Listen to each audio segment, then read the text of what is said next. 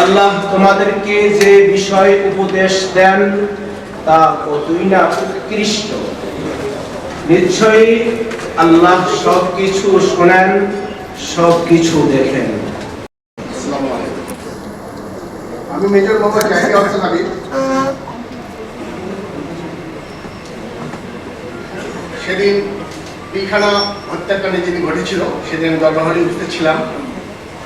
আমি সর্বপ্রথম আমাকে গুলিবিদ্ধ করা হয় এবং গুলি স্প্রিন্টার আমার গায়ে লাগে এবং সেখান থেকে আমাকে বন্দি করে রাখা হয়। বন্দি অবস্থা থেকে আমি মুক্তি পেয়ে সর্বপ্রথম আপনারা যারা টিভিতে দেখেছেন এবং যারা এবিসি রেডিওতে শুনেছেন লাইভ বক্তব্য, সেই লাইভ বক্তব্য আমি প্রদান করি।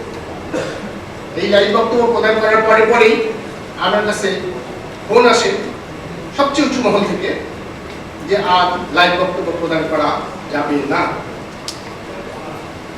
আমি স্টপ হয়ে যাই।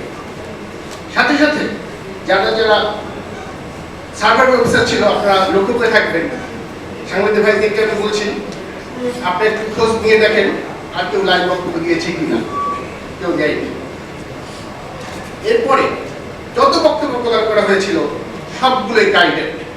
আমি কিন্তু আবারও বলছি, আমার বক্তব্য প্রদান করার পরে যত বক্তব্য সার্ভাইভ অফিসাররা দিয়েছে সবগুলোই গাইডেড। এটা আপনারা নোট করে রাখতে পারেন, এটা আমি দায়িত্ব নিয়ে বলছি।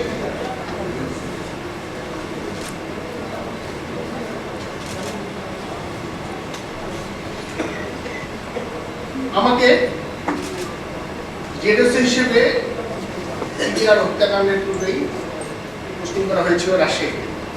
আমার কাজে মূল্যায়ন করে আমার পোস্টিং করা হয়েছিল। আমি হত্যাকাণ্ডের পরেই RSQ এর commanding officer colonel Atikuzzaman sir আমাকে জেডএসও থেকে নিয়ে এসে সেকেন্ড ম্যান হিসেবে RSQ এর ইস্টার্ন ডেস্ক কমান্ডার হিসেবে দায়িত্ব পালন করতে বলেন। এই দায়িত্ব পালন করা অবস্থায় আমি অনেক তথ্য জেনেছি যা তদন্ত কমিশন আপনাদের কাজে লাগতে পারে। শুধু আমি না, এখানে অনেক সার্ভাইভ অফিসার আছে যারা হত্যাকাণ্ডের পূর্বেও কি ঘটেছিল এবং পরেও কি ঘটেছিল তারা অনেক কিছু জানেন এবং তারা অনেক কিছু আপনাদেরকে সহায়তা করতে পারবেন স্যার। আমি আশা করব তদন্ত কমিশন এই সার্ভাইভ অফিসারদেরকে যথাযথ মূল্যায়ন করবেন। এই সার্ভাইভ অফিসারদেরকে ভাগ করে দেওয়া হয়েছে, সে ভাগটা আমি বলবো না। এটা তদন্ত সঠিক কথা বলেছেন এবং কারা গাইডেড হয়ে সামান্য মুনাফার জন্য বা সামান্য স্বার্থের জন্য তারা বিকৃত বক্তব্য প্রদান করেছেন। আপনারা এটা নির্ধারণ করবেন এবং যারা সঠিকভাবে সঠিক তদন্তকে সহায়তা করবেন এবং যারা ওখানে সঠিকভাবে অত্যাচারিত হয়েছিল তাদেরকে আপনারা মূল্যায়ন করবেন এবং মূল্যায়ন করাটা জরুরি বলে আমি মনে করি। বিকজ আমরা সবাই জানি আমরা শহীদ পরিবারকে আমরা এখন পর্যন্ত তাদেরকে আমরা মূল্যায়ন করতে পারিনি। তাদেরকে ভাবি বললেন রাষ্ট্রীয় মর্যাদা, মানে কর্নেল মুজিব ম্যাডাম বললেন রাষ্ট্রীয় মর্যাদা তাদেরকে দেওয়া হয়নি। অ্যাট দ্য সেম টাইম আমি বলবো যারা সার্ভেইং অফিসার ছিলেন, সত্যিকারভাবে সার্ভেইং অফিসার তদন্ত সাপেক্ষে তাদেরকে যেন গাজী উপাধি দেওয়া হবে, কেননা দে ডিজার্ভ ইট। তারাও মৃত্যুর সাথে ওই পাঞ্জা লড়েছিলেন এবং তারা ওই মৃত্যুর সাথে পাঞ্জা লড়েই বিভিন্নভাবে তারা এই ঘটনা যাতে প্রশমিত হয় তার জন্য চেষ্টা করেছিলেন, এই ঘটনা যাতে আর এক্সিবিট না করে তার জন্য চেষ্টা করেছিলেন। টোটাল আমরা 107 জন অফিসার সেদিন উপস্থিত ছিলাম, তার মধ্যে 57 জন অফিসার শহীদ বরণ করেছেন, মৃত্যুবরণ করেছে বা শাহাদাত বরণ করেছিলেন। বাকি থাকে 50 জন অফিসার। এই 50 জন অফিসার কোনো না কোনোভাবে তারা সার্ভাইভ করেছে এবং তাদের প্রত্যেকের সার্ভাইভের পিছনে আমাদের 2টা সদস্য কিন্তু কাজ করেছে। তাদেরকে আমরা উপেক্ষা করতে পারবো না। অনেক 2টা সদস্য কাজ করেছে। আমি এই আমার সাথে ছিলেন সুবিধার নুরুল ইসলাম সাহেব, তিনি আমার এসএম ছিলেন। আমি যখন নাইকুসিতে ছিলাম, আমার সামনে তাকে বেরোতে খোঁচা দেওয়া হয়। তারপরে ঘটনা আমি তদন্ত আদালতকে বলবো। শুধু নুরুল ইসলাম সাহেবের ছেলে একটু আগে বলেন, একমাত্র নুরুল ইসলাম সাহেবই ঢাল হিসেবে দাঁড়িয়েছেন। কিন্তু তুমি আমি বলতে চাই আরেকটি কথা, যে আমরা যারা সত্যিকার ভাবে, আবারও আমি বলছি যে যারা সার্ভেন্ট অফিসার ছিলেন তাদেরকে যেন মূল্যায়ন করা হয়, তাদের যেন আত্মত্যাগকে যেন স্বীকৃত দেওয়া হয়, তাদেরকে যেন শহীদ পরিবারের পাশাপাশি তাদের পরিবারদের প্রতি যেন সমভাবে দৃষ্টি রাখা হয়। ধন্যবাদ। জাতীয় স্বাধীন তদন্ত কমিশন এবং রকে ধন্যবাদ জানাতে চাই যে আমাদেরকে আজকে এখানে এসে কথা বলার সুযোগ দিয়েছেন। স্যার, আমি তেমন ঘটনার সম্পর্কে তেমন কিছু বলবো না। আমি জাস্ট তদন্তের সঙ্গে অথবা অন্য কিছু যদি সংক্ষিপ্ত, সেটা হচ্ছে আমি গত 25 ফেব্রুয়ারি 2009 সালের তারিখে সংঘটিত পৃথিবীর ইতিহাসের জঘন্যতম বর্বরচিত হত্যাকাণ্ড এবং অমানবিক নির্যাতনের একজন ভিকটিম হিসাবে, স্যার, আমরা যারা ভিকটিম, বিশেষ করে আমি যেদিন সকাল 8:40 থেকে শুরু করে পরের দিন 26 তারিখ পর্যন্ত গোটা সময়টাই সেখানে মিডিয়া শরীরেরা নির্যাতিত হয়েছে। শুধু আমি নাই, আমার পরিবার, আমার দুটি ছোট বাচ্চা মেয়ে যারা 1.5 বছর এবং 5 বছর, এরকম অন্যান্য ফ্যামিলির বাচ্চা ভাবিরাও নির্যাতিত হয়েছে। সেদিন আমরা মৃত্যুকে খুব কাছ থেকে দেখেছি, খুবই কাছে থেকে। আমাকে যেদিন প্রথম সেই 9টার আগে গলা টিপে 10-12 জন ঝাঁপিয়ে পড়লো এবং আমাকে চরমভাবে নির্যাতিত করে রক্তাক্ত করলো এবং আমাকে গলা টিপে তারা হত্যা করছিল, সেই মৃত্যুর কাছ থেকে আমরা ফিরে এসেছি। তখন সেই জন্য বলছি, আমরা যারা শহীদ পরিবার এবং যারা ভিকটিম, তাদের ফিলিংস, একজন বলে গেছে যে আমাদের ফিলিংস নিয়ে যেন কেউ ইয়া না করে। আমি সেটাই অনুরোধ জানাবো। আমাদের ফিলিংস আসলে আমরা বুঝাতে পারবো না, ভাষা দিয়ে বুঝাতে পারবো না আমরা কি পরিস্থিতির মধ্যে দিয়ে গিয়েছি।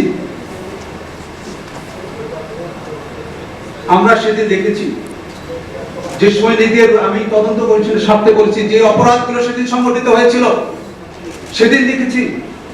সেদিন বিডিআর সৈনিকদের উল্লাস, তারা হাজার হাজার বিডিআর সৈনিক সমস্ত অস্ত্রাগারের সমস্ত অস্ত্র নিয়ে তারা যেভাবে ঝাঁপিয়ে পড়েছিল আমাদের পরিবারের উপরে, তাদের উল্লাস দেখেছি। সেদিন 11টার দিকে যখন আমাদের ভাবি বাচ্চাদেরকে তারা নিয়ে আসছিল, ভাবিদের চিৎকার, বাচ্চাদের আত্মচিৎকার আমি দেখেছি। আমার মনে হয় না পৃথিবীর ইতিহাসে এত জঘন্যতম ঘটনা ঘটে নাই। যে অমানবিক নির্যাতন তারা করেছিল সেদিন আমাদের উপরে, সেটা চাক্ষুষ সাক্ষী। তারা শুধু নির্যাতন করেনি, তারা আরো অপরাধ করেছে। আপনারা কি চিন্তা করতে পারেন যে আমাদের একটি ছোট্ট কুঠিরের মধ্যে তারা রেখেছিল, যেখানে 2 দিন ধরে তারা পানি খাবার কিছু দেয়নি। পৃথিবীর ইতিহাসে হোস্টেস করলে তাদেরকে পানি খাবার দেওয়া হয়, আমাদের কিছুই দেওয়া হয়। ইভেন আমাদের ওয়াশরুমে 2 দিন ওয়াশরুমে যাওয়ার পর্যন্ত সুযোগ দেওয়া হয়নি। আমার বাচ্চাদের, আমার ফ্যামিলিদেরকে তারা কাপড় চোপড়ে এক কাপড়ে টানতে টানতে নিয়ে আসছে, মারতে মারতে নিয়ে এসে কোর্টের ঘরে আটক করেছে। আমার বাচ্চারা 6 মাস ধরে রাতে চিৎকার করে উঠতো। 1 বছর সময় ছিলাম আমার রাতে, আমি অনেক সাইকিয়াট্রিস্টের কাছে গিয়েছি চিকিৎসার জন্য। সেই ইয়ার সাক্ষী আমরা। শুধু তারা যে হত্যা করেছে তাই নাই, লাশ গুম করার চেষ্টা করছে, লাশকে তারা পুড়িয়ে দেওয়ার চেষ্টা করেছিল, তারা গণকবর দিয়েছে প্রত্যেকটা, তারা অস্ত্রাগার লুট করেছে, তারা হত্যা ডাকাতি করেছে।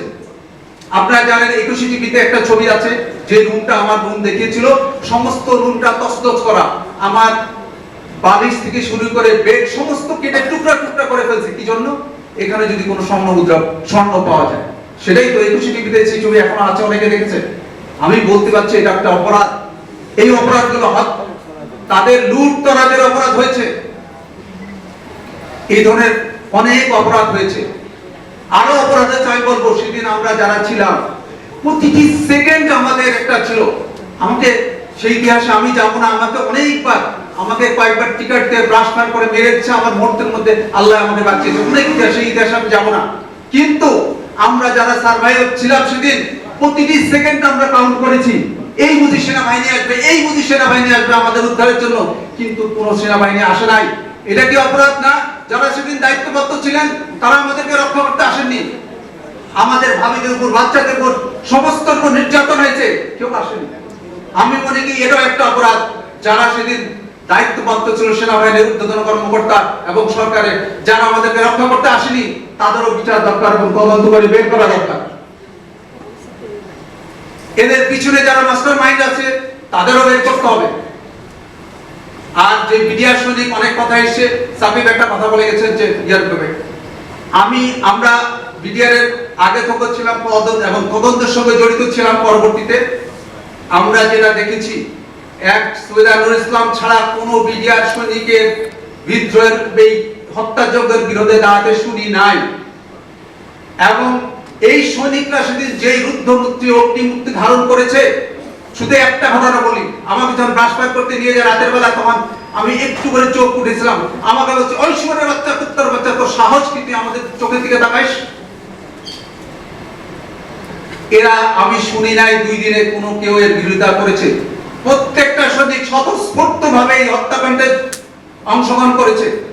এবং সেদিন ভাবি বাচ্চাদের যেভাবে অকথ্য ভাষায় গালাগালি করেছে, সেই ভাষা আমি এখানে বলতে পারবো না। তাই আমি বলতে চাই, সুষ্ঠু তদন্তের পক্ষে ওরা যতগুলো অপরাধ করেছে, অনেকগুলো অপরাধ সংঘটিত হয়েছে, সমস্ত অপরাধের বিচার আমরা চাই। আমরা একটা জিনিসই চাই, আমরা বিচার, সঠিক বিচার, সঠিক তদন্ত। অনেক ধন্যবাদ। আসসালামু আলাইকুম। তো থাকার কারণে আমাদের বাসা ছিল যে দরকার হলো অপোজিটে, অনেকভাবে জানেন, আমার ওয়াইফের সাথে পরিচয় হয়ে। আমি বিষয়টা লম্বা করবো না, অনেক সময় হয়ে গেছি। জিনিসটা হলো, এটার উপরে প্রথম যে এডিটোরিয়াল ডেইলি স্টারে এসছে, ওটা আমার লেখা, ডিজাস্টার রিটার্নস। বক্তব্যটা ছিল এই যে ঘটনা হলো, এটা নতুন না এবং এটা শেষ না, এটা হতেই থাকবে যতদিন পর্যন্ত আমরা এই কাজগুলি না করি। ওটা আমি আর এখানে বলছি না, আপনারা যারা interested they can get to know. আমাকে যখন কাহার নামে এক এসপি রিটায়ার নিয়ে আসে ইনভেস্টিগেশন করতে, বলতেছে জনগণকে হাতে নিয়ে আর কোপায় যে জেনারেল ফজলুর রহমান আমাকে খুন করতে চেয়েছিলেন। আমি সেই ব্যক্তি, শুধু আপনারা এফেক্টেড হয়েছে, আমি সহমর্মী আপনাদের সঙ্গে, পুরো জাতি আপনাদের সঙ্গে আছে, যারা শহীদ পরিবার আছে। আমরা সবাই দেখি, সবাই আমার চোখে পানি ফেলেছি আপনাদের জন্য, এখনো ফেলি। আমরা চাই আপনারা ন্যায় বিচার পান। আমার জীবনের উপরও আঘাত এসেছিল। তারপরে সিএনএন থেকে যখন বলা হলো প্রধানমন্ত্রী ইজ মিসপোকিং, আমার কাছে ডকুমেন্ট আছে, ডকুমেন্ট আপনারা দেখবেন, সিএনএন, তারপরে এটা তারা নিবৃত্ত হয়। আমরা, এটা একটা বিশাল বিষয়, তদন্তের বিষয় বিশাল। আমি কোনো ল্যান্ড প্লেট এটা রাখছি না, আমরা যতদূর যাওয়া প্রয়োজন আমরা যাব। তবে এটা নিয়ে তদন্ত হয়েছে, এখন পর্যন্ত 2টো তদন্ত হয়েছে জাতীয়ভাবে। যেটা জেনারেল জাহাঙ্গীর একটা প্রধান ছিলেন, সেটা আমরা রিকল করেছি, সেটা আমরা করব। 2 নম্বর হলো আনিসুজ্জামান নামে একজন সচিবের নেতৃত্বে হয়েছিল, সেটাও আমরা রিকল করেছি, চিঠি লিখেছি, সেটা আমরা করব। সেখান থেকে জানবার চেষ্টা করবো যে কোথায় কোথায় গ্যাপগুলো রয়েছে। আমরা যদি সব কিছুকে, সব সৈনিককে, সব অফিসার যারা এফেক্টেড, সবাইকে যদি আমরা নিয়ে আসতে চাই, এটা 6 বছরও কিন্তু শেষ হবে না, সম্ভব হবে না। কাজে আমাদেরকে, আমরা একটা জিনিস ঠিক করেছি, যত ষড়যন্ত্র হোক, আজকে আপনাদের বিচারের জন্য আমি ছেড়ে দিচ্ছি, ষড়যন্ত্র যাই হোক, মনে করেন এর সঙ্গে ওই সময় সরকার জড়িত, ভারত জড়িত, ওখানকার কিছু ষড়যন্ত্রকারী জড়িত, বাংলাদেশের কিছু রাজনীতিবিদ জড়িত, সব আমি জড়িত। কিন্তু সেদিন যদি সেনাবাহিনী সেখানে যেত, তাহলে কি হত্যাকাণ্ড হতো? এই হত্যাকাণ্ড হতো। পলাশীর পুনরাবৃত্তি হয়েছে সেখানে, পলাশীর পুনরাবৃত্তি হয়েছে সেখানে, আমরা দেখেছি। আমরা পড়েছিলাম 1757 খ্রিস্টাব্দে পলাশীর মাঠে কি করে সৈন্যরা দাঁড়িয়েছিল আর লর্ড ক্লাইভের বাহিনী এসে স্বাধীনতা আমাকে ছিনিয়ে নিয়ে গেছে। তার চেয়েও জঘন্য, তার চেয়েও হৃদয় বিদারক ঘটনা বাংলাদেশে ঘটেছে। 2009 সালে আমাদের আর্মি ঠায় দাঁড়িয়েছিল এবং বিদেশিরা এসে দেশি বিদেশি ষড়যন্ত্রকারী মিলে এই হত্যাযজ্ঞ চালিয়েছে। আমি মনে করি না এটা মিডিয়ার বিদ্রোহ ছিল। আমি মনে করি না যে কোনো দাবির জন্য, দাবি আদায়ের জন্য সৈনিকরা নির্মমভাবে আমাদের অফিসারদেরকে নিহত করতে পারে। আমরা জানবার চেষ্টা করছি কে কখন মিডিয়ার ওই সময় পোস্টিং হয়েছিল। একজন অফিসার 7 দিন আগে, 10 দিন আগে, 15 দিন আগে, 1 মাস আগে গিয়ে কি অপরাধ করতে পারে তাকে মেরে ফেলতে হবে। It was not a mutiny. It was a conspiracy killing the officers. এতে তারা বিজেপিকে দুর্বল করা হয়েছে, বিডিআরকে দুর্বল করা হয়েছে, তার নাম বদল করে দেওয়া হয়েছে, আর্মিকে দুর্বল করা হয়েছে, দেশকে দুর্বল করা হয়েছে। আমাদের দৃষ্টি প্রসারিত করতে হবে। আমাকে পদুয়া রৌমারী যুদ্ধে ভারতকে পরাজিত করবার কারণে যে সরকার আমাকে চাকরিচ্যুত করেছিল সে কিন্তু আওয়ামী লীগ সরকার নয়, সে আওয়ামী লীগ সরকার নয়। আওয়ামী লীগ সরকার আমাকে পদচ্যুত করেছিল। আমি ডিজি বিডিআর ছিলাম, আমাকে 11 ডিভিশনের জিওসি করা হয়েছে। তারপরে আমাকে চাকরিচ্যুত করা হয় সরকার পরিবর্তনের পরে। কাজেই তদন্তের বাইরে কেউ থাকবে না।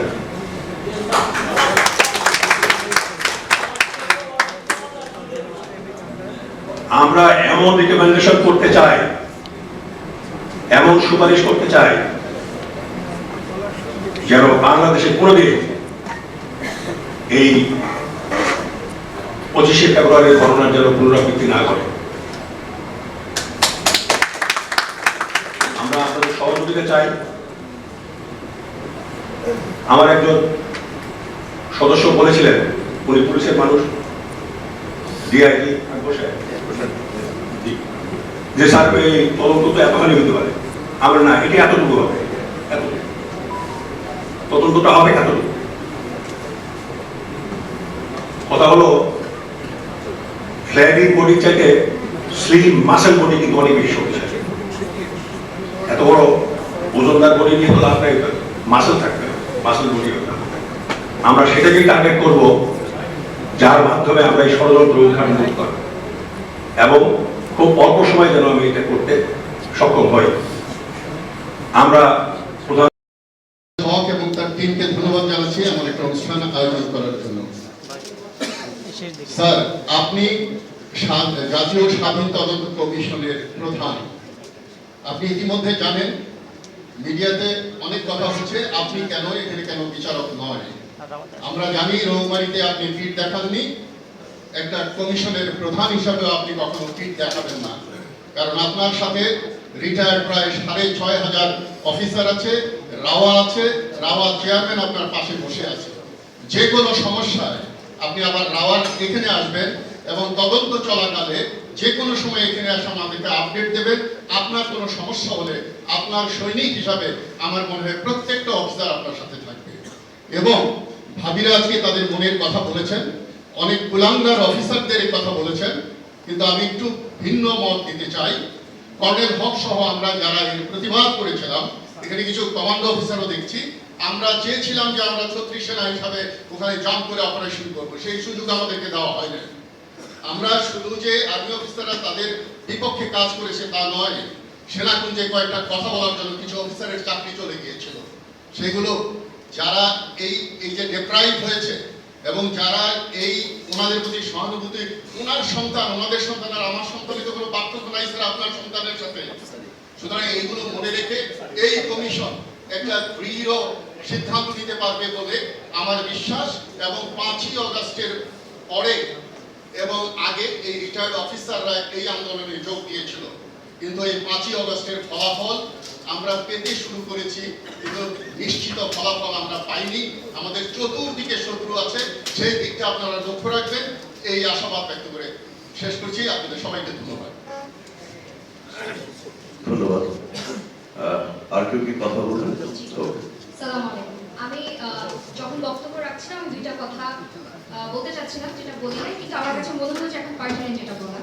এক নম্বর হচ্ছে যে আমাদের শহীদ পরিবারের পক্ষ থেকে এই যে কমিটিটা গঠন হয়েছে, 7 মেম্বার কমিশন, এখানে দুইজন ব্যক্তি, একজন হচ্ছে পলিটিক্যাল সায়েন্স ডিপার্টমেন্টে আছেন এবং আরেকজন আছেন হচ্ছে ইনস্টিটিউট অফ এডুকেশন।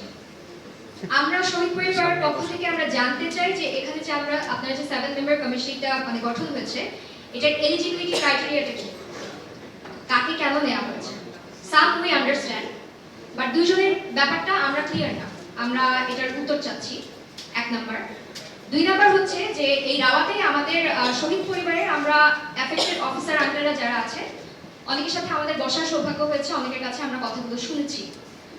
একটা আমাদের একটা মিসকনসেপশন ছিল, আমরা শুনে মোটামুটি আমরা অভ্যস্ত ছিলাম যে উপরের থেকে কমান্ড না আসার কারণে সেদিন বিডিআর এর ভিতরে অফিসাররা গিয়ে রেস্কিউ অপারেশন চালাতে পারেনি। কিন্তু জিনিসটা এতটা আসলে মোটা দাগে বলার মতন কথা না, এটা আমরা পরে বুঝতে পারি যখন আমরা জানতে পারি যে তখন সেখানে অন গ্রাউন্ড যারা ছিলেন, অফিসাররা যারা ছিলেন, তারা আমাদের সাথে কথা বলেছেন। তারা আমাদেরকে অনেকটাই বুঝিয়ে মানে বলতে পেরেছেন যে কোন কোন জায়গায় এক্স্যাক্টলি হিন্ড্রেন্সটা ছিল, কোথায় কোথায় বাধা ছিল।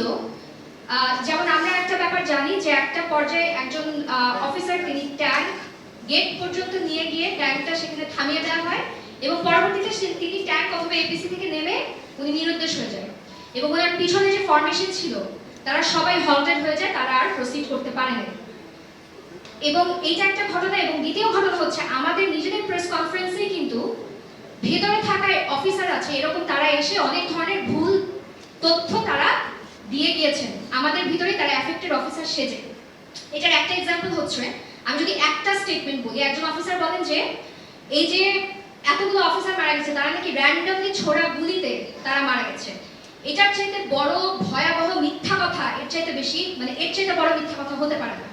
একজন অ্যাফেক্টেড অফিসার যে কিনা ভিতরে ছিল সেই সময়, সে যদি বাইরে বের হয়ে এত আত্মবিশ্বাসের সাথে এত ভুল ভ্রান্তিমূলক কথাবার্তা বলে, তাহলে আমরা আসলে কার কাছে যাব? আমরা আসলে কার কাছে তথ্যের জন্য যাব? এই কথাটা তোলার কারণ মানে আমি যেটা আসলে প্রস্তাব করতে চাচ্ছি সেটা হচ্ছে যে আমি বিনীতভাবে আঙ্কেল আপনাদের কাছে অনুরোধ করি যে সেই দিন 2 দিন ধরে সেখানে সাইটে যারা ছিলেন, মানে সেই ঘটনাস্থলে যারা ছিলেন, প্রত্যেকটা ট্যাঙ্কে, এপিসিতে এবং গ্রাউন্ডে যে কয়টা বুথ ছিল, সেন্ট্রালে যারা ছিল, ইন্টেলিজেন্সে যারা ছিল, প্রত্যেকের কাছে আমি আশা করবো যে আপনারা সবাই তাদের অভিজ্ঞতা এবং আপনারা ট্যাকটিক্যাল ব্যাপারগুলো ভালো বুঝবেন। We are not adapt at that language. তো আপনারা অবশ্যই যেন সবার কাছ থেকে স্টেটমেন্টটা নেন, কারণ একটা দুইটা স্টেটমেন্ট যখন বের হচ্ছে ন্যারেটিভ চেঞ্জ হয়ে যাচ্ছে এবং এটা কিন্তু একটা অনেক দূরদর্শিতার একটা ব্যাপার আছে। আমরা কিন্তু এটার সাফারার, হ্যাঁ, আমাদের অনেক ধরনের প্রশ্নের সম্মুখীন হতে হয়। তো আমাদের রিকোয়েস্ট হচ্ছে যে যেন প্রতিটা অফিসার সেদিন যে কয়জন জুনিয়র থেকে সিনিয়র কমান্ডে যারা ছিল, একদম উপর থেকে নিচ পর্যন্ত প্রত্যেকটা সৈনিক, প্রত্যেকটা অফিসার, তাদের স্টেটমেন্টগুলো, প্রত্যেকের স্টেটমেন্ট যতখানি সম্ভব, তারা দেশে আছেন বিদেশে আছেন, সবারটা যেন কনসিডার করা হয়। আমার এই দুইটাই কথা ছিল। Thank you. আসসালামু আলাইকুম স্যার, আমার নাম ফ্লাইট লেফটেন্যান্ট হারুন, আমি রাওয়া একজন সদস্য। আমার ছোট বোনের স্বামী মেজর হুমায়ুন কবির সরকার বিডিআর ভিতরে নিহত হয়েছে। আমি 27 তারিখ বিডিআর ভিতরে ঢুকেছিলাম এবং আমি দেখেছি কিভাবে নারকীয় তাণ্ডব চালানো হয়েছে। তার বাড়ির প্রত্যেকটি জিনিস, ইভেন ল্যাম্প, তোষক ইত্যাদি কিভাবে কেটে তছনছ করা হয়েছে, স্বর্ণালঙ্কার কিভাবে লুট করা হয়েছে। এবং আমার ছোট বোন ওখানে ছিল, তার ছোট বাচ্চারাও ওখানে ছিল। তাদের সামনে অন্যান্য ভাবিরা কয়েকজন এসেছিলেন, তাদের মুখে শুনেছি সেই ঐতিহাসিক নির্যাতনের কথা। পরবর্তীতে তার লাশ আমি খুঁজে পেয়েছিলাম হাসপাতালের মর্গে এবং সেখানে দেখেছি তাদেরকে কিভাবে সারিবদ্ধভাবে লাশগুলো সেলাই করে দেখা হয়েছে। পরবর্তীতে সিএমএইচে নিয়ে আসা হয় এবং বেগম খালেদা জিয়াকে আমরা ওগুলো লাশগুলো দেখিয়েছিলাম ওখানে। স্যার, আমি যে জিনিসটা বলতে চাই যে লেফটেন্যান্ট জেনারেল মইনুল হোসেন বা মইনুল ইসলাম যিনি বিডিআর এর পরবর্তীতে দায়িত্ব নিয়েছিলেন, স্যার একটি সাক্ষাৎকার দিয়েছেন বাংলা আউটলুকের সাথে এবং বাংলা আউটলুকের সেই সাক্ষাৎকারে অনেক সত্য কথা তিনি বলেছেন। কিন্তু আমার প্রশ্ন হলো, তিনি এই সত্য কথাগুলো বলেছেন সম্প্রতি, বেশি দিন হয়নি, কিন্তু তার আগে এই গত 16 বছর উনি দেননি কেন? এই বিষয়টা তার কাছে জানবেন আপনারা দয়া করে। দ্বিতীয়ত হলো জেনারেল মঈন, যিনি এই পরিকল্পনার সাথে, ভারতীয় র এবং মোসাদের এই পরিকল্পনার সাথে আমি ব্যক্তিগতভাবে বিশ্বাস করি উনি ওতপ্রোতভাবে জড়িত ছিলেন। উনি কোনো প্রতিকারের ব্যবস্থা নেননি, উনি প্রতিহত করার ব্যবস্থা নেননি, ওনার সহকর্মী অফিসারদেরকে বাঁচানোর উদ্যোগ নেননি। বরং সেনাকুঞ্জে যখন তথাকথিত ফেসিস্ট হাসিনা যখন বক্তব্য দিতে এসেছিলেন, তখন সামরিক বাহিনীর যে সমস্ত অফিসাররা সে সময় আওয়াজ তুলেছিলেন, তাদের মধ্যে অনেক চৌকস অফিসার ছিলেন যাদেরকে চাকরি থেকে চাকরিচ্যুত করা হয়, যারা এখন লেফটেন্যান্ট জেনারেল কিংবা জেনারেল হতে পারতেন। নিরপেক্ষ এই স্বাধীন মতামত দানকারী অফিসারদেরকে কেন চাকরিচ্যুত করা হয়েছিল সেই বিষয়টি দয়া করে আপনারা আপনাদের এই রিপোর্টে নিয়ে আসবেন। আর সবচেয়ে বড় কথা হলো এই ঘটনার সাথে ভারত কিভাবে জড়িত, র কিভাবে জড়িত, এবং এটি পুঙ্খানুপুঙ্খভাবে আপনাদের মাধ্যমে আমরা জানতে চাই, জানতে চাই, এবং এটার একটা সঠিক বিচার আওয়ামী ফ্যাসিস্ট এবং যারা এই পরিকল্পনার সাথে জড়িত ছিল প্রত্যেকের জন্য উপযুক্ত শাস্তি হয়, বিচার হয়, সেটা আপনাদের কাছে আমি কামনা করি। অনেক ধন্যবাদ। ধন্যবাদ। আর কেউ কি? আসসালামু আলাইকুম। আমি মেজর মহসিন, এবং 15-16 বছর পরে আমি নিজের নামটা বলতে পারলাম। আমি একটা কর্পোরেটে চাকরি করি এবং সেখানে আমাকে আমার নামে কেউ চিনি না। আমি প্রথম ব্যক্তি যিনি সেনা অগ্রযাত্রায় জেনারেল মঈনকে প্রশ্নের সম্মুখীন করেছিলাম এবং তাকে আমি পেড করে দিয়েছিলাম। উনি যখন বক্তব্য দিতে এসেছিল আমি বলেছিলাম যে আপনি যখন অফিসারদের হত্যাকাণ্ড চলে আপনি হাসিনার শাড়ির নিচে ছিলেন, কথাটা ভালো না, কিন্তু বলেছিলাম গেট আউট ফ্রম দেয়ার। যারা অগ্রযাত্রা ছিল তারা শাস্তি দিতে পারবেন, get out from there, will solve our problem. তারপরে সে চলে যাচ্ছিল জন্য তাকে বলছিলাম যে don't go like shameless, you are any friend officer, আমি গল্প করতে চাই, একটা সমস্যা হয়েছে, আসেন কিছু প্রশ্নের জবাব দিয়ে যান। তো সেই প্রশ্ন করতে করতে যখন এই বললাম যে আমাদের তো এখন দেখতে পাচ্ছি যে আমাদের সাপোর্ট করার মতো কেউ নাই, সরকার জড়িত, এমতো অবস্থাতে আপনি সেনাপ্রধান হিসাবে সব জেনারেলদেরকে অনসেট করেন, আমাদের সামনে বলেন get out of cantonment, gate those buster, let us see, আপনার কথা শুনে না কোন জেনারেল, উনি বলেন নাই। তখন আমি বললাম যে in that case get out, go and bring Sheikh Hasina, will talk to him. এবং এরপরে উনি বের হয়ে যান এবং পরে প্রধানমন্ত্রীকে পরের দিন উনি নিয়ে আসেন এবং ফেরত এসে উনি বলেছিলেন তোমরা যা বলতে চাও লেখো, এবং কালকে উনি আসবেন, পার্লামেন্ট প্রসেসিং এর মতো কথা হবে। আমরা 32টা পয়েন্ট লিখেছিলাম, আমি নিজেও সেই রাইটিং টিমে ছিলাম। আমাকে নির্বাচিত করা হয়েছিল কথা বলার জন্য, কিন্তু যখন প্রাইম মিনিস্টারের বক্তৃতার সময় হট্টগোল শুরু হয়, কেউ থামাতে পারছিল না, তখন ওই সময়ে ব্রিগেডিয়ার মিয়াজি, সালাউদ্দিন মিয়াজি স্যার আমাকে এরকম একটা মাইক্রোফোন ধরিয়ে দিয়ে বলেছিল সামনে যাও, কথা বলো, সবাইকে থামাও। আমি গিয়েছিলাম, কথা বলেছিলাম, প্রক্রিয়া শুরু হয়েছিল। আমি প্রাইম মিনিস্টারকে বলতে পেরেছিলাম যে এই দেশ আপনার বাপের না, এবং আপনার দলের লোক বিডিআরের পিলখানার চারপাশে বক্তৃতা মিছিল করেছে যে অফিসারের রক্ত চাই, বিডিআর ভাই ভাই, আপনার দল জড়িত, আপনার সেনাবাহিনী 2জন অফিসারের বোন, আমি আপনাকে অবিশ্বাস করতে চাই না, কিন্তু আপনি বলেন 26 তারিখে আপনি অনুষ্ঠানে যাবেন না, সেই চিঠি কেন দিয়েছিলেন? আপনি জড়িত, এবং ইউটিউবে আমার এই কথাটা আছে।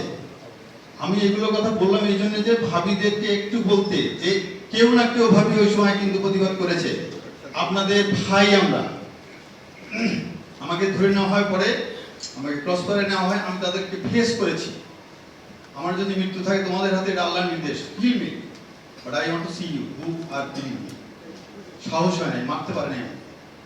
আমি ফেরত এসেছি, আমাকে 1.5 বছর জেল খাটানো হয়েছে, আমি এখনো রাষ্ট্রদ্রোহের মামলার একজন আসামি।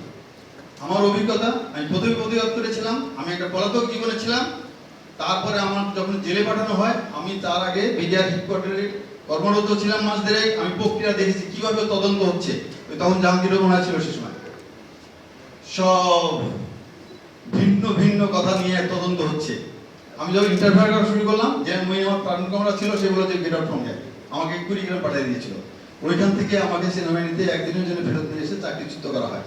তারপর থেকে পলাতক ছিলাম, আমার বিরুদ্ধে মামলা হয়, আমার মামলায় সেই জন্য আমাকে ধরা হয়, ধরে আমার যে অত্যাচার করা হয়, ঝুলানো, পিটানো, তারপরে এই ইলেকট্রিক শক দেওয়া, আঙুলের নিচে এখনো দাগ আছে আমার, দুটো আঙুলের নিচে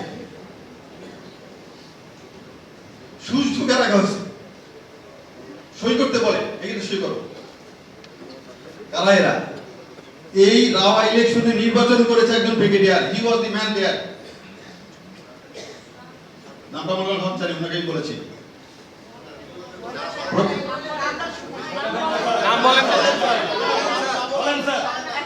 আমি আগে দেখেছিলাম ব্রিগেডিয়ার মকবুল এসসি, আমার চোখ যদি সঠিক থাকে।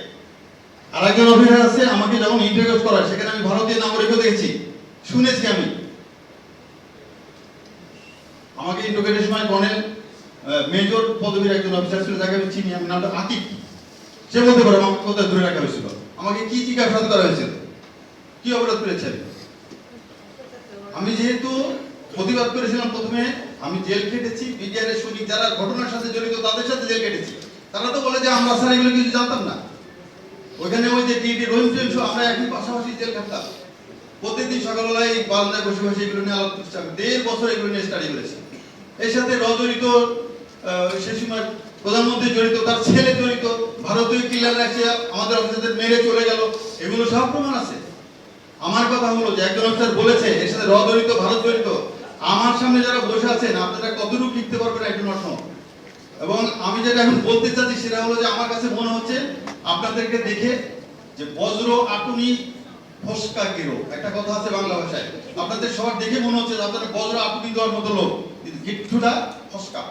আপনাদের এই তদন্তে কিচ্ছু হবে না। তদন্ত করতে হলে বর্তমান প্রক্রিয়া বন্ধ করতে হবে। এই যে বিচার প্রক্রিয়া চলতেছে, ফাঁসি হওয়ার আদেশ হয়ে গেছে, এক্সিকিউশন হয় নাই, স্টপ ইট। প্রথম শুরু করতে হবে। তদন্ত করার মতো তো কিছু নাই, আপনি কোনো এভিডেন্সই রাখেন নাই, কোথায় পাবেন? কিন্তু একভাবে একটু আগে আমাকে বললেন যে ভাই সব কিন্তু শেষ হয় নাই, কিছু সাক্ষ্য তো আছে, পাওয়া যাবে। কিন্তু আপনি যে এটা জমা দিবেন কোথায়? আপনি যদি আইসিটি রিপ্রেজেন্ট করতেন, একটা কথা ছিল যে বাংলাদেশ না আইসিটি তদন্ত করছে। এই প্রক্রিয়াটা বন্ধ করে বিচার বিভাগীয় তদন্ত হইতে হবে। এটা আমি বুঝি, আমি একজন লয়ার ছাত্র হিসাবে। বিচার বিভাগীয় তদন্ত হয়ে এইটা বিচার প্রক্রিয়া শুরু করতে হবে নতুন করে। যেখানে হাসিনা একটা বড় আসামি, আপনারা ওইদিকে যেতে পারবেন কিনা জানি না, যে হাসিনা এখন ইন্ডিয়ার কাস্টডিতে, ভারত দ্বারা পরিবেষ্টিত। আমার সব জায়গায় এখানেও আছে 50% এর মতো লোক আমার মনে হয় যে ভারতের রিপ্রেজেন্টেটিভ। সন্দেহ হয়, আমি কাউকে আন্ডারমাইন করছি না, আমার সন্দেহ হয়। কথা বলতে ভাবে একটু আগে আমার উভয় আমাকে ফোন করছে, ডোন্ট টক, ওখানে গেছিলাম তুই কথা বলার জন্য। কত শাস্তি কি হইতে পারে সেটা তো আমি সাক্ষী, আমার পরিবার সাক্ষী। আমার একটা ইয়াং মেয়েকে নিয়ে আমার ওয়াইফ যখন জেলখানে দেখা করতে যাই, তো কিভাবে নির্যাতিত হতো আপনি দেখতে হবে। পর থেকে 6 মাস চলে গেছে, আমার দেখা করতে দেয় নাই, আমাকে গুম করে রাখছে। এই যে আমি যা দেখে আসছি, সেখানে আপনাদের পক্ষে কিছু করা সম্ভব না, সম্ভব কিনা সাজেশন তো আমি বলেছি যে বিচার বিভাগে তদন্ত হতে হবে। আমি যেটা বুঝি, আইসিটি যদি আপনাকে ম্যান্ডেট দেয় দুই, যেখানে কোন রকম এভিডেন্স রাখে নাই সরকার বা কেউ, সেখানে আপনি কি করবেন? এই রকম মত বিনিময় সভা বহুত হয়েছে, আমাদের ফ্যামিলিরা বহুত মত বিনিময় সভা অ্যাটেন্ড করছে। এগুলো সব আই ওয়াশ, কিছুই হবে না এটাতে। What I am telling, I am very confident, কিচ্ছু হবে না এগুলো দিয়ে। আমাদের ভাবিদের মধ্যে ডিভিশন করা হয়েছে। আরে এ কোন রকম আইনগত ভিত্তি নাই, বলুন না। আমি তো ইয়ার স্যারের ছেলের সাথে একটুই কথা বললাম, ও তো আইনত আইসিটি ম্যান্ডেট নেন অথবা সুপ্রিম কোর্টে যান, ওইখান থেকে এই বর্তমান প্রক্রিয়া বন্ধ করে নতুন করে বিচার বিভাগে তদন্ত করে। আজকে কেন আমাদের মধ্যে সন্দেহ হবে যে ওইখানে সন্দেহজনক কমন সন্দেহজনক কেন?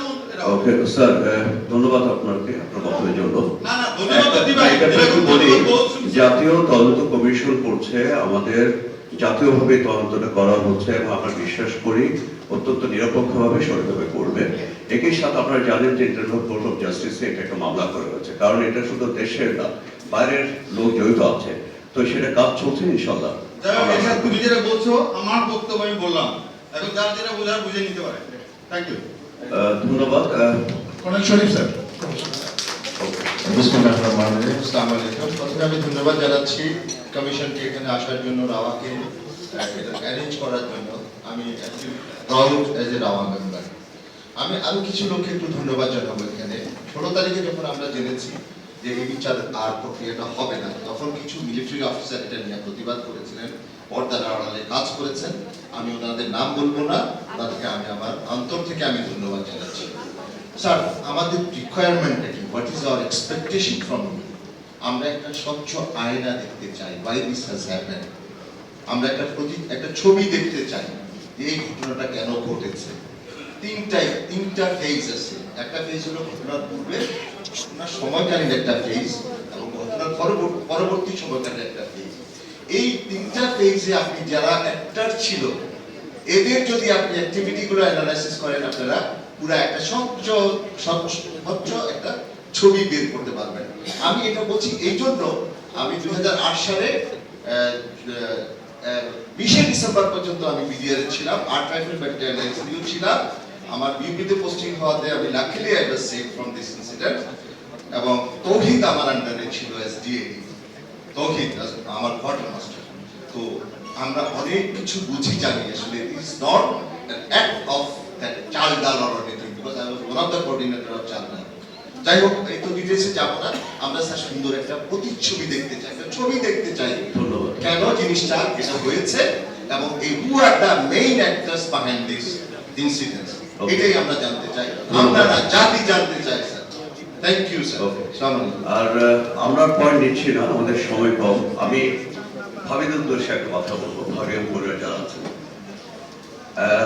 এটা আপনারা বলেছেন কিছু কিছু আর্মি অফিসার, বিপদগামী আর্মি অফিসার বলবো, তারা তাদের trade, but have this confidence on us that most of us are with you.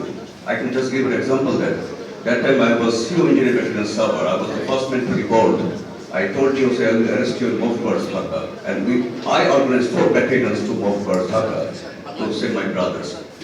আমার ভাইদেরকে বাঁচানোর জন্য যখন দেখলাম যে সরকার ব্যর্থ হয়েছে, সেনা প্রধান ব্যর্থ হয়েছে, আমি তো জিওসিকে বলেছিলাম আমরা 4টা ব্যাটালিয়নে মুভ করে ঢাকা একটু আমাদের ভাইদেরকে বাঁচানোর জন্য। সেটার জন্য আমার খুব সুন্দর ক্যারিয়ার ছিল। আমি যে মুখ বন্ধ করে বসে থাকতাম, তাহলে আমি ইজিলি ম্যানেজার হতে পারতাম। আমি স্যাক্রিফাইস করেছি আপনাদের জন্য, আমার ভাইদের জন্য। So I was not promoted, I was arrested afterwards. যাই এরকম আমাদের অনেক অফিসার আছে, আমাকে বিশ্বাস রাখেন। আমি আমার আওয়াজ সেকেন্ড জেনারেশন এসেছি, so that we can seek justice, because this is a time where actually we can ask for that. তো আপনারা সহযোগিতা করবেন। আমরা খুশি হচ্ছি জাতীয় তদন্ত কমিশন এটা হচ্ছে, আমরা সম্পূর্ণ বিশ্বাস রাখি, আমরা সব ধরনের সমর্থন আপনাদেরকে দিব ইনশাল্লাহ। We are there together to get justice for what happened in 2009. And that was a great failure of army. I don't say government. Government is gone. So এটা আর্মির জন্য একটা বড় শিক্ষা, এবং সেটার থেকে আমাদের সার্বভৌমত্বের প্রশ্ন হুমকির মধ্যে দাঁড়িয়েছে। তাই ফেথ অন আস, ইনশাল্লাহ আমরা আপনাদের সাথে আছি। ধন্যবাদ। এখন আমি অনুরোধ করবো আজকের সম্পূর্ণ বক্তৃতা দেওয়ার জন্য মেজর অবসরপ্রাপ্ত এএলএম ফজলুর রহমান এমএসসি পিএসসি। ধন্যবাদ।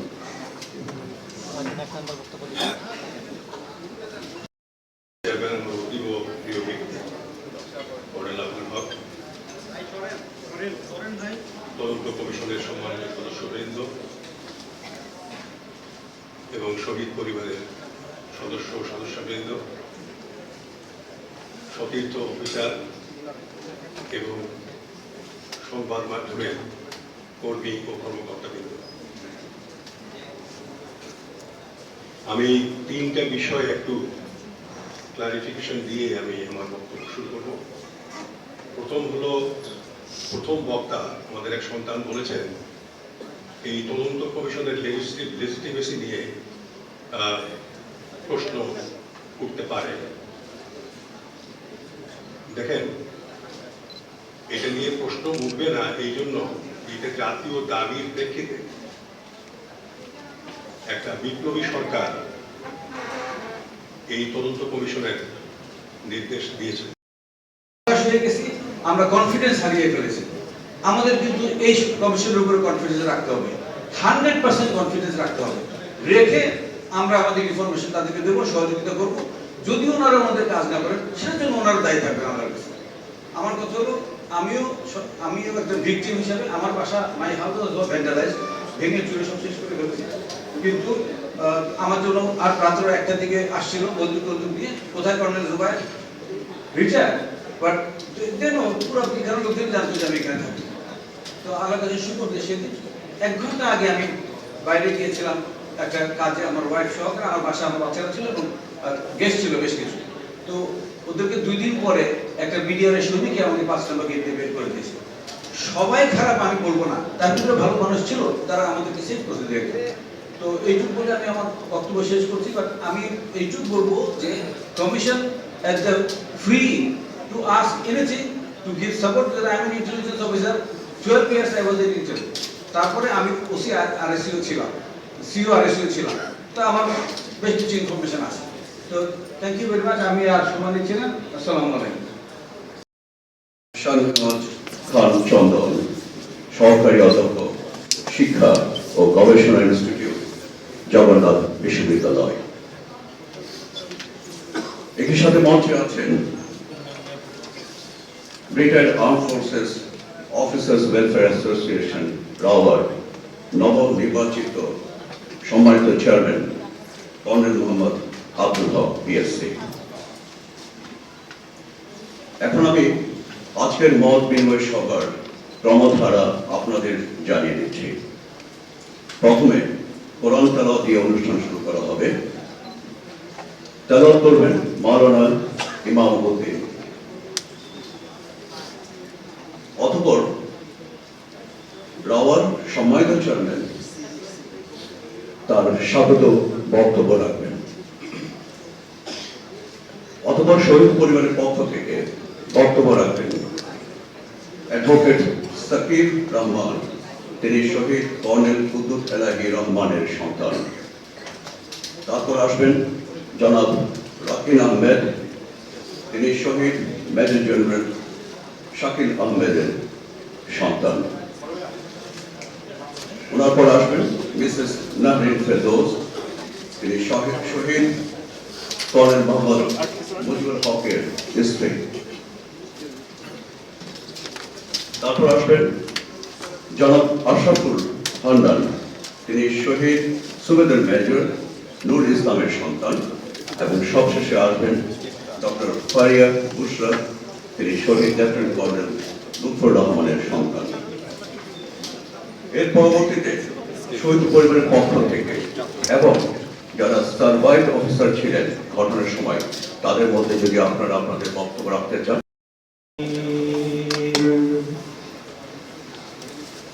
বিসমিল্লাহির রহমানির রহিম।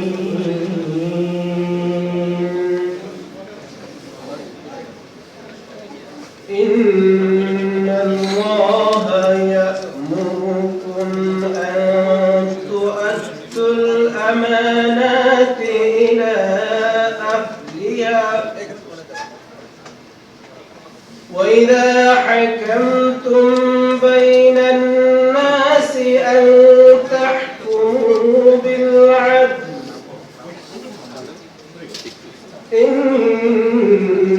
ইন্নাল্লাহা নি'মা ইয়া'iদুকুম।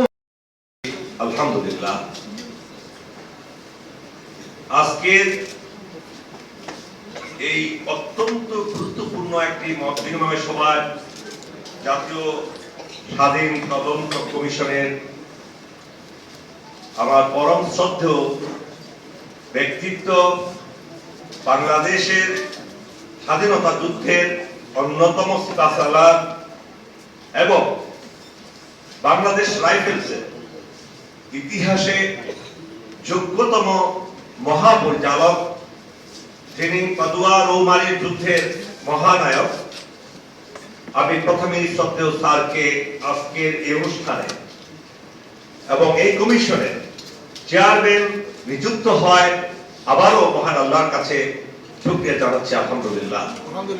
একই সাথে এই তদন্ত কমিশনের সদস্য জেনারেল মোহাম্মদ জাহাঙ্গীর কবির তালুকদার, আমার অত্যন্ত ঘনিষ্ঠ এক সহযোগী সহকর্মী, আমরা একসাথে দীর্ঘদিন সামরিক বাহিনীতে চাকরি করেছি।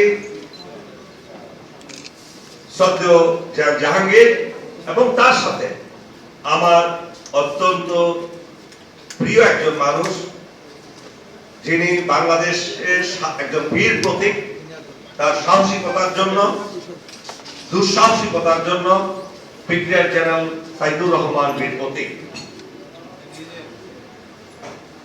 জনাব মুন্সি আলাউদ্দিন আল আজাদ, যুগ্ম সচিব অবসরপ্রাপ্ত। Doctor M Akbar Ali, BPM, PPM, DIG অবসরপ্রাপ্ত সদস্য, জাতীয় স্বাধীন তদন্ত কমিশন। জনাব মোহাম্মদ শরীফুল ইসলাম, সহকারী অধ্যাপক, রাষ্ট্রবিজ্ঞান বিভাগ, সহযোগী অধ্যাপক, রাষ্ট্রবিজ্ঞান বিভাগ, ঢাকা বিশ্ববিদ্যালয়। এবং জনাব মোহাম্মদ শাহনেওয়াজ খান চন্দন, সহযোগী অধ্যাপক, শিক্ষা গবেষণা ইনস্টিটিউট। এরপর আমি আমার সামনে যে উপবিষ্ট আছেন, পৃথিবীর ইতিহাসে, শুধু বাংলাদেশ নয়, বিশ্বের ইতিহাসে শুরু থেকে অদ্যাবধি জঘন্যতম, নৃশংসতম হত্যাকাণ্ডের শিকার, সেই হত্যাকাণ্ডের বর্ণনা যদি করতে হয় মাসের পর মাস চলে যাবে, শেষ হবে না। সেই সকল পরিবারের সদস্যদেরকে আমি রাওয়ার পক্ষ থেকে আন্তরিকভাবে কৃতজ্ঞতা প্রকাশ করছি যে আপনারা আজকে কষ্ট করে স্বাধীন তদন্ত কমিশনের সামনে এসে হাজির হয়েছেন। প্রিয় শ্রোতা মণ্ডলী, বিচার তো একদিন হবে। মহান আল্লাহ রাব্বুল আলামিনের বিচার, সেটা দুনিয়াতেও হয়, আখিরাতে তো হবেই। কিন্তু আজকে দীর্ঘ পথ পরিক্রমায় সেই 2009 সালের ফেব্রুয়ারি আর এখন 2025 সালের জানুয়ারি, আর একটি মাস পরেই সেই শোক শুরু হবে আমাদের। আমরা ব্যর্থ হয়েছি রাষ্ট্র হিসেবে যে এই জঘন্যতম হত্যাকাণ্ডের বিচার তো দূরের কথা, আমরা একটি স্বচ্ছ স্বাধীন তদন্ত কমিশনের মাধ্যমে সেই দোষীদেরকে বের করতে পারিনি। অথচ আমরা জানি কারা কারা তার সাথে জড়িত ছিল।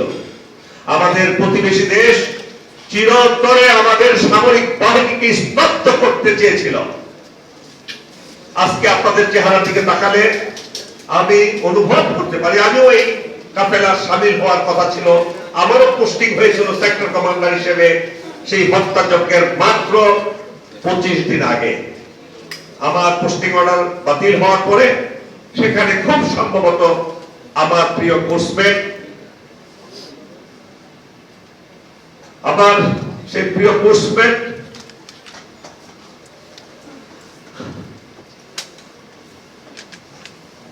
আল্লাহ আমাদের চলতে যাওয়ার তৌফিক দান করো।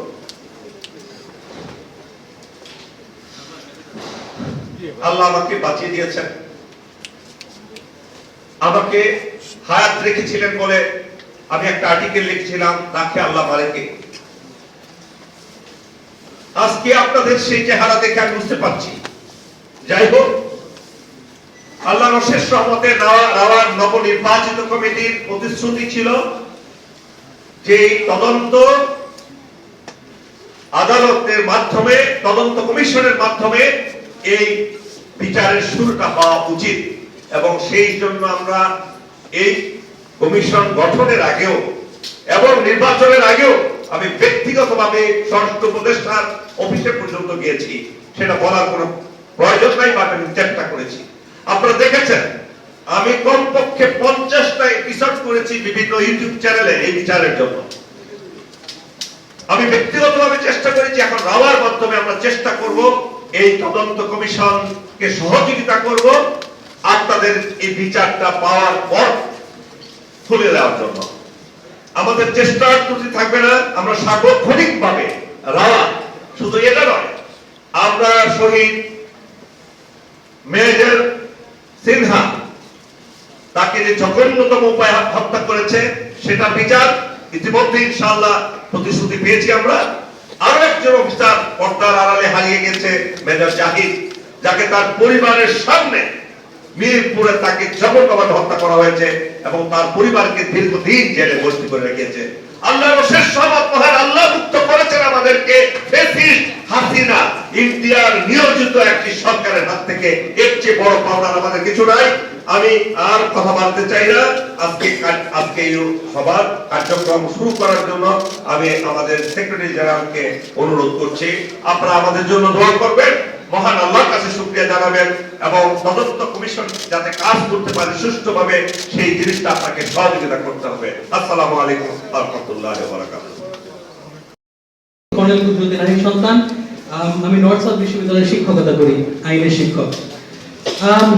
আমি প্রথমেই এই কমিশনকে একটু আমাদের যে শহীদ পরিবার বর্গ আছে তাদের একটা ইন্ট্রোডাকশন দিতে চাই, এবং কমিশন যেন এইটা মনে না করেন যে আমাদের সক্ষমতা কোনোভাবে কম। এবং এই কারণে আমি একটু কমিশনকে বলতে চাই যে আমরা যারা শহীদ পরিবারের সন্তান রয়েছে এবং আমরা যারা শহীদ পরিবারের আন্টিরা রয়েছে, আমরা কিন্তু we are very well organized, we are very well read, we are very well researched এবং we are very well authored regarding Pilkhana incident. অর্থাৎ 2013 সাল থেকে আমার নিজের মনে হয় ডেইলি স্টার থেকে শুরু করে একটার পর একটা প্রতি বছর আপনারা শুধু সার্চ দিলে, আমাদের কয়েকজনের নাম সার্চ দিলে আপনারা বক্তব্য পাবেন, আপনারা আমাদের ইন্টারভিউ পাবেন, আপনারা আমাদের লেখা পাবেন, ওপিনিয়ন পিসেস পাবেন রিগার্ডিং পিলখানা ইনসিডেন্ট। এই কথাগুলো এই কারণে বললাম যে যেহেতু অনেক সময় আপনারা ভাবতে পারেন যে আমরা হয়তো আপনাদের সন্তান সমতুল্য, তো যার কারণে হয়তো আপনারা ভাবেন যে না আমরা আসলে we are not particularly up to the ইয়ে। বাট এই মুহূর্তে আমি মোটামুটি ভাবে কনফিডেন্টলি বলতে পারি যে শহীদ পরিবারের কাছে পিলখানা নিয়ে যে পরিমাণের রিসোর্সেস আছে সেটা হয়তোবা এখন পর্যন্ত প্রিলিমিনারিলি আপনাদের কমিশনের কাছেও নেই। এবং আমরা কিন্তু অত্যন্ত স্ট্রং। আমাদের যে আন্টিরা আছে, আমাদের যারা মায়েরা আছে, আপনারা সোলজার হতে পারেন কিন্তু তারা কিন্তু হাফ সোলজার। তারা যেভাবে করে আমাদেরকে মানুষ করেছে, ইট ইজ আনবিলিভেবল এবং ইট ইজ আনথিঙ্কেবল। এবং এই কারণে কোনোভাবে কোনো ভেস্টেড গ্রুপ আমাদের কোন ধরনের অ্যাডভান্টেজ নেবে সেটা কিন্তু আমরা হতে দিব না, এটা কখনো আমরা দিইও নাই। এবং আমরা স্ট্রং এই কারণে বলছি যে আমরা শহীদ পরিবারের বক্তব্য কিন্তু কোনোদিনও চেঞ্জ হয় না। আমরা বক্তব্য দিতাম, আমরা সবসময় যারা দোষারোপ করার তাদেরকে দোষারোপ করতাম, আমাদের মিডিয়াতে প্রচার হতো না, সেটা আমাদের সমস্যা না। আমাদের কিন্তু বক্তব্য কখনো চেঞ্জ হয়নি। এরা চেঞ্জ হয়েছে, রেজিম চেঞ্জ হয়েছে বলে এখন কমিশন গঠন করা হচ্ছে, এবং অনেক অফিসাররা, রিটায়ার্ড অফিসাররা আমাদের কাছে আসেন এবং আমাদের সহযোগিতা করতে চান। কিন্তু যে দুঃসময় আমরা পার করেছি সেই সময় কিন্তু আমরা ঠিকই কথা বলেছি এবং we were actually very strong।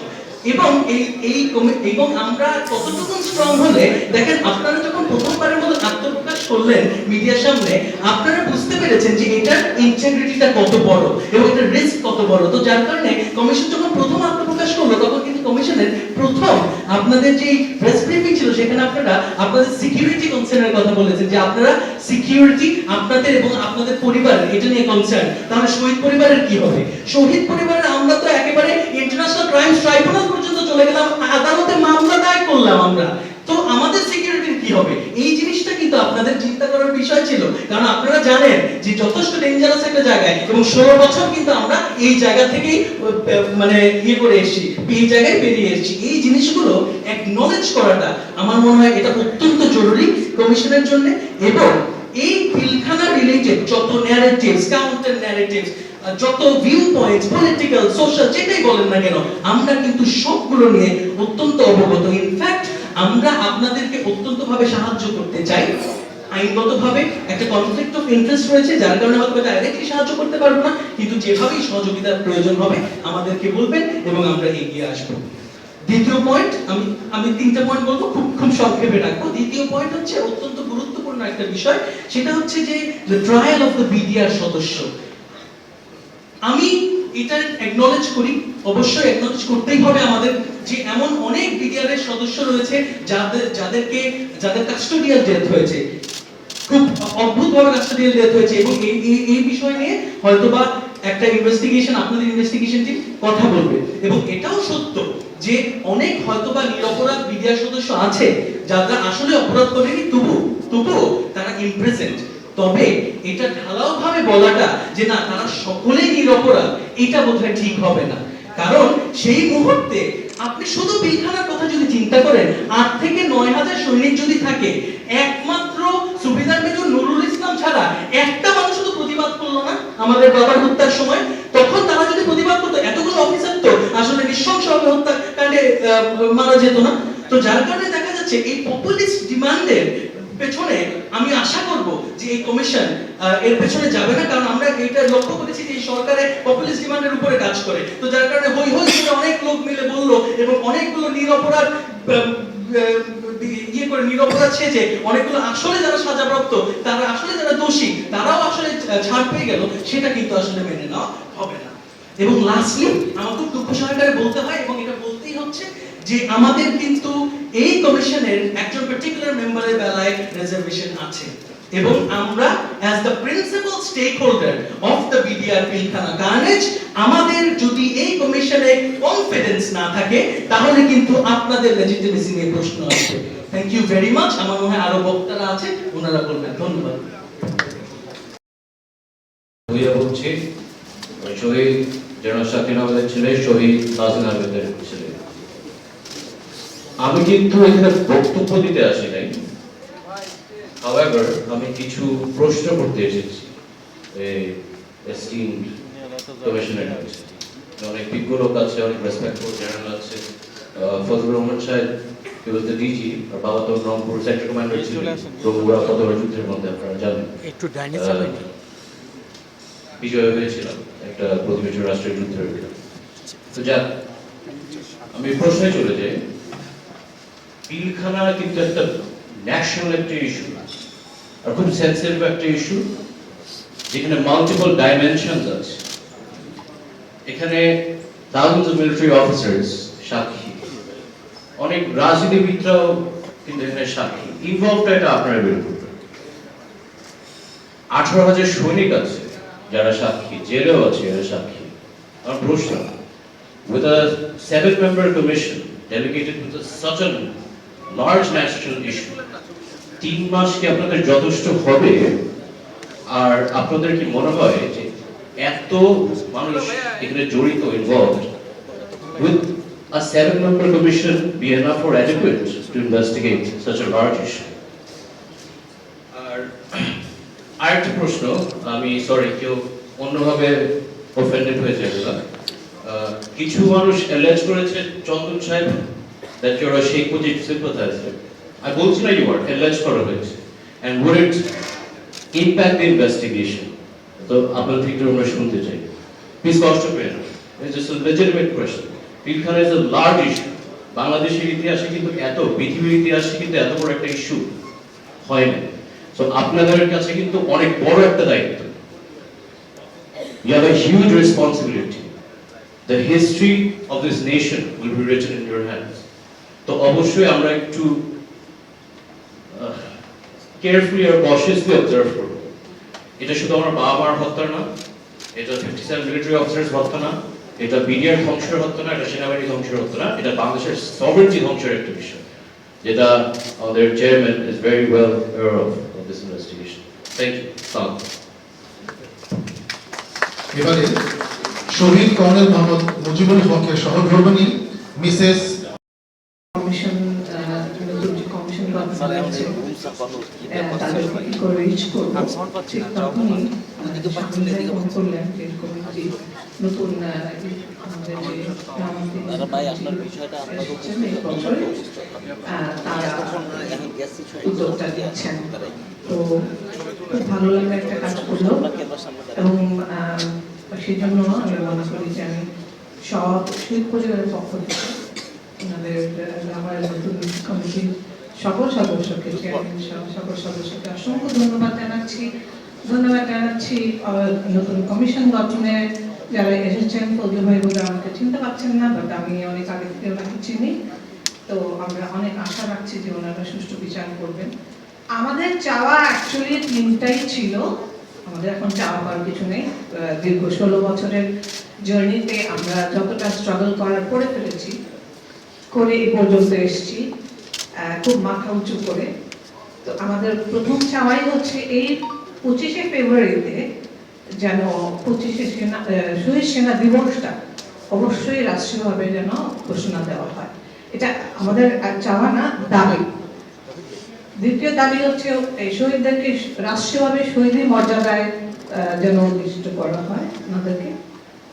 এবং 3 নম্বর হচ্ছে যথাযথ সুষ্ঠু বিচার, যেখানে যারা নেপথ্যে ছিলেন তারা তাদের চেহারাটাও যেন বের হয়ে আসে, শুধু আমাদের জন্য না, সারা দেশবাসী এবং সারা পৃথিবীর জন্য। বিকজ এই এরকম জঘন্য হত্যাযজ্ঞটা কিন্তু শুধু আমাদের সেনাবাহিনীর জন্য না, এটা সম্পূর্ণ দেশের এবং এটা আমাদের জাতিগত যে ব্যর্থতা।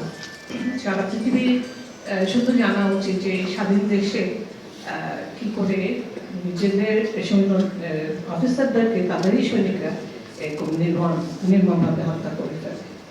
তো যারা এখানে ছিলেন এবং যারা বিহাইন্ডে ছিলেন তাদেরও চেহারাটা যেন প্রকাশিত হয়। এবার আসি আমার পরিচয়।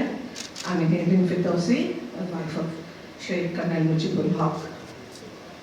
মুজিবুল হক সম্বন্ধে যদি বলি, উনি 32 বছর সেনাবাহিনীকে অক্লান্ত পরিশ্রম দিয়ে যাচ্ছেন এবং উনি দেশে এবং বিদেশে সব জায়গায় সুনামের সাথে সুনাম অর্জন করে খুব সম্মানিতভাবে ওনার চাকরির জীবনটা শেষ করতে যাচ্ছিলেন।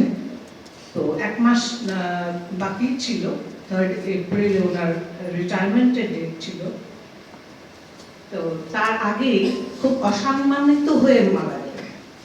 অসম্মানিত বলবো এই জন্য যে ওনাকে মেরে তারপরে ড্রেনে ফেলে দেওয়া হয়। তো প্রথম যে মৃতদেহটা আসে মুজিবের এবং ওনার একজন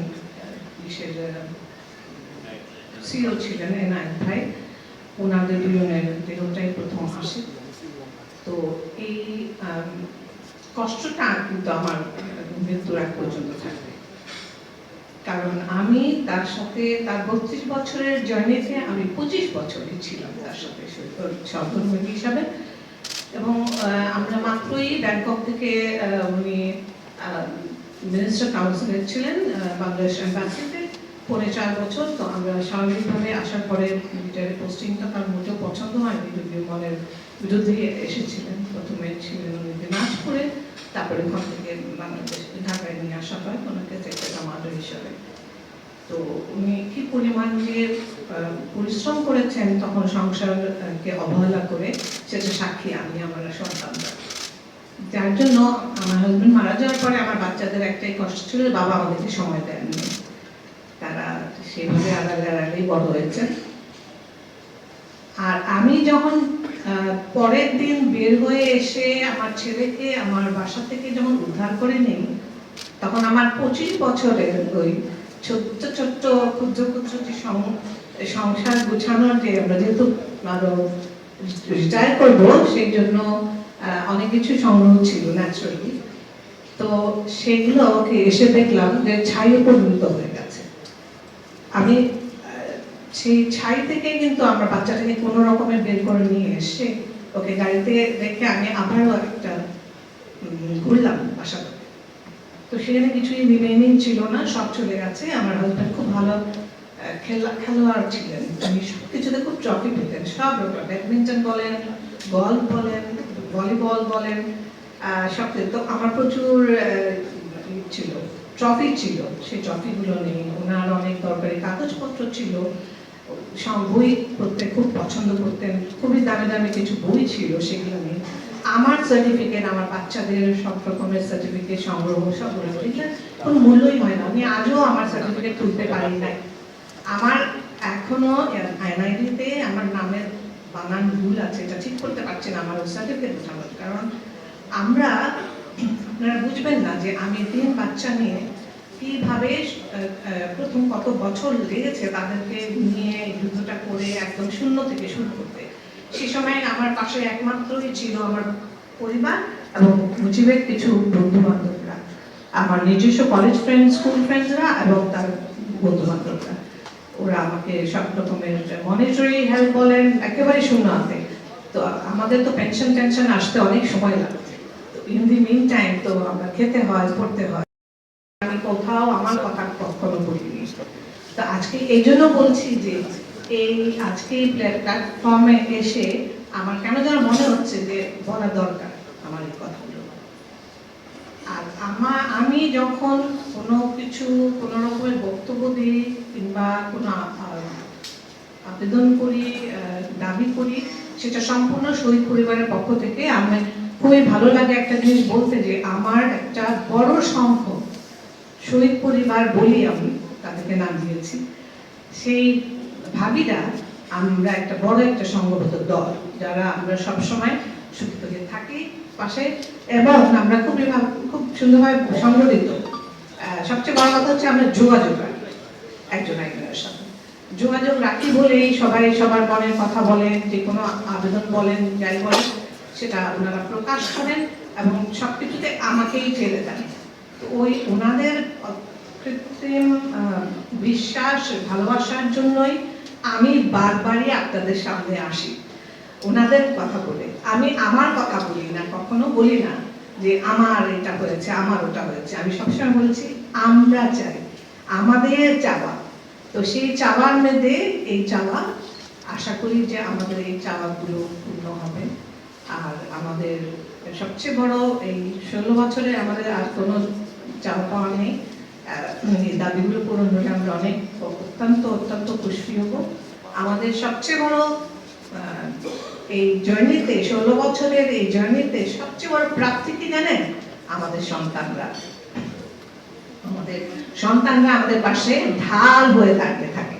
এখন আমরা তাদেরকে নিয়ে আমরা পথ চলি, তাদের কথাই আমরা সামনে আগাই, এবং তারা আমাদেরকে সব ব্যাপারে সহযোগিতা করে, পাশে থাকে, আমাদেরকে উৎসাহিত করে, সব রকমের সহযোগিতা যত রকম দেওয়া যায়। আমরা এর জন্য রব্বুল আলামিনের কাছে অসংখ্য কৃতজ্ঞ, আলহামদুলিল্লাহ, যে আমরা এত ভালো ভালো সন্তান, সুসন্তান পেয়েছি।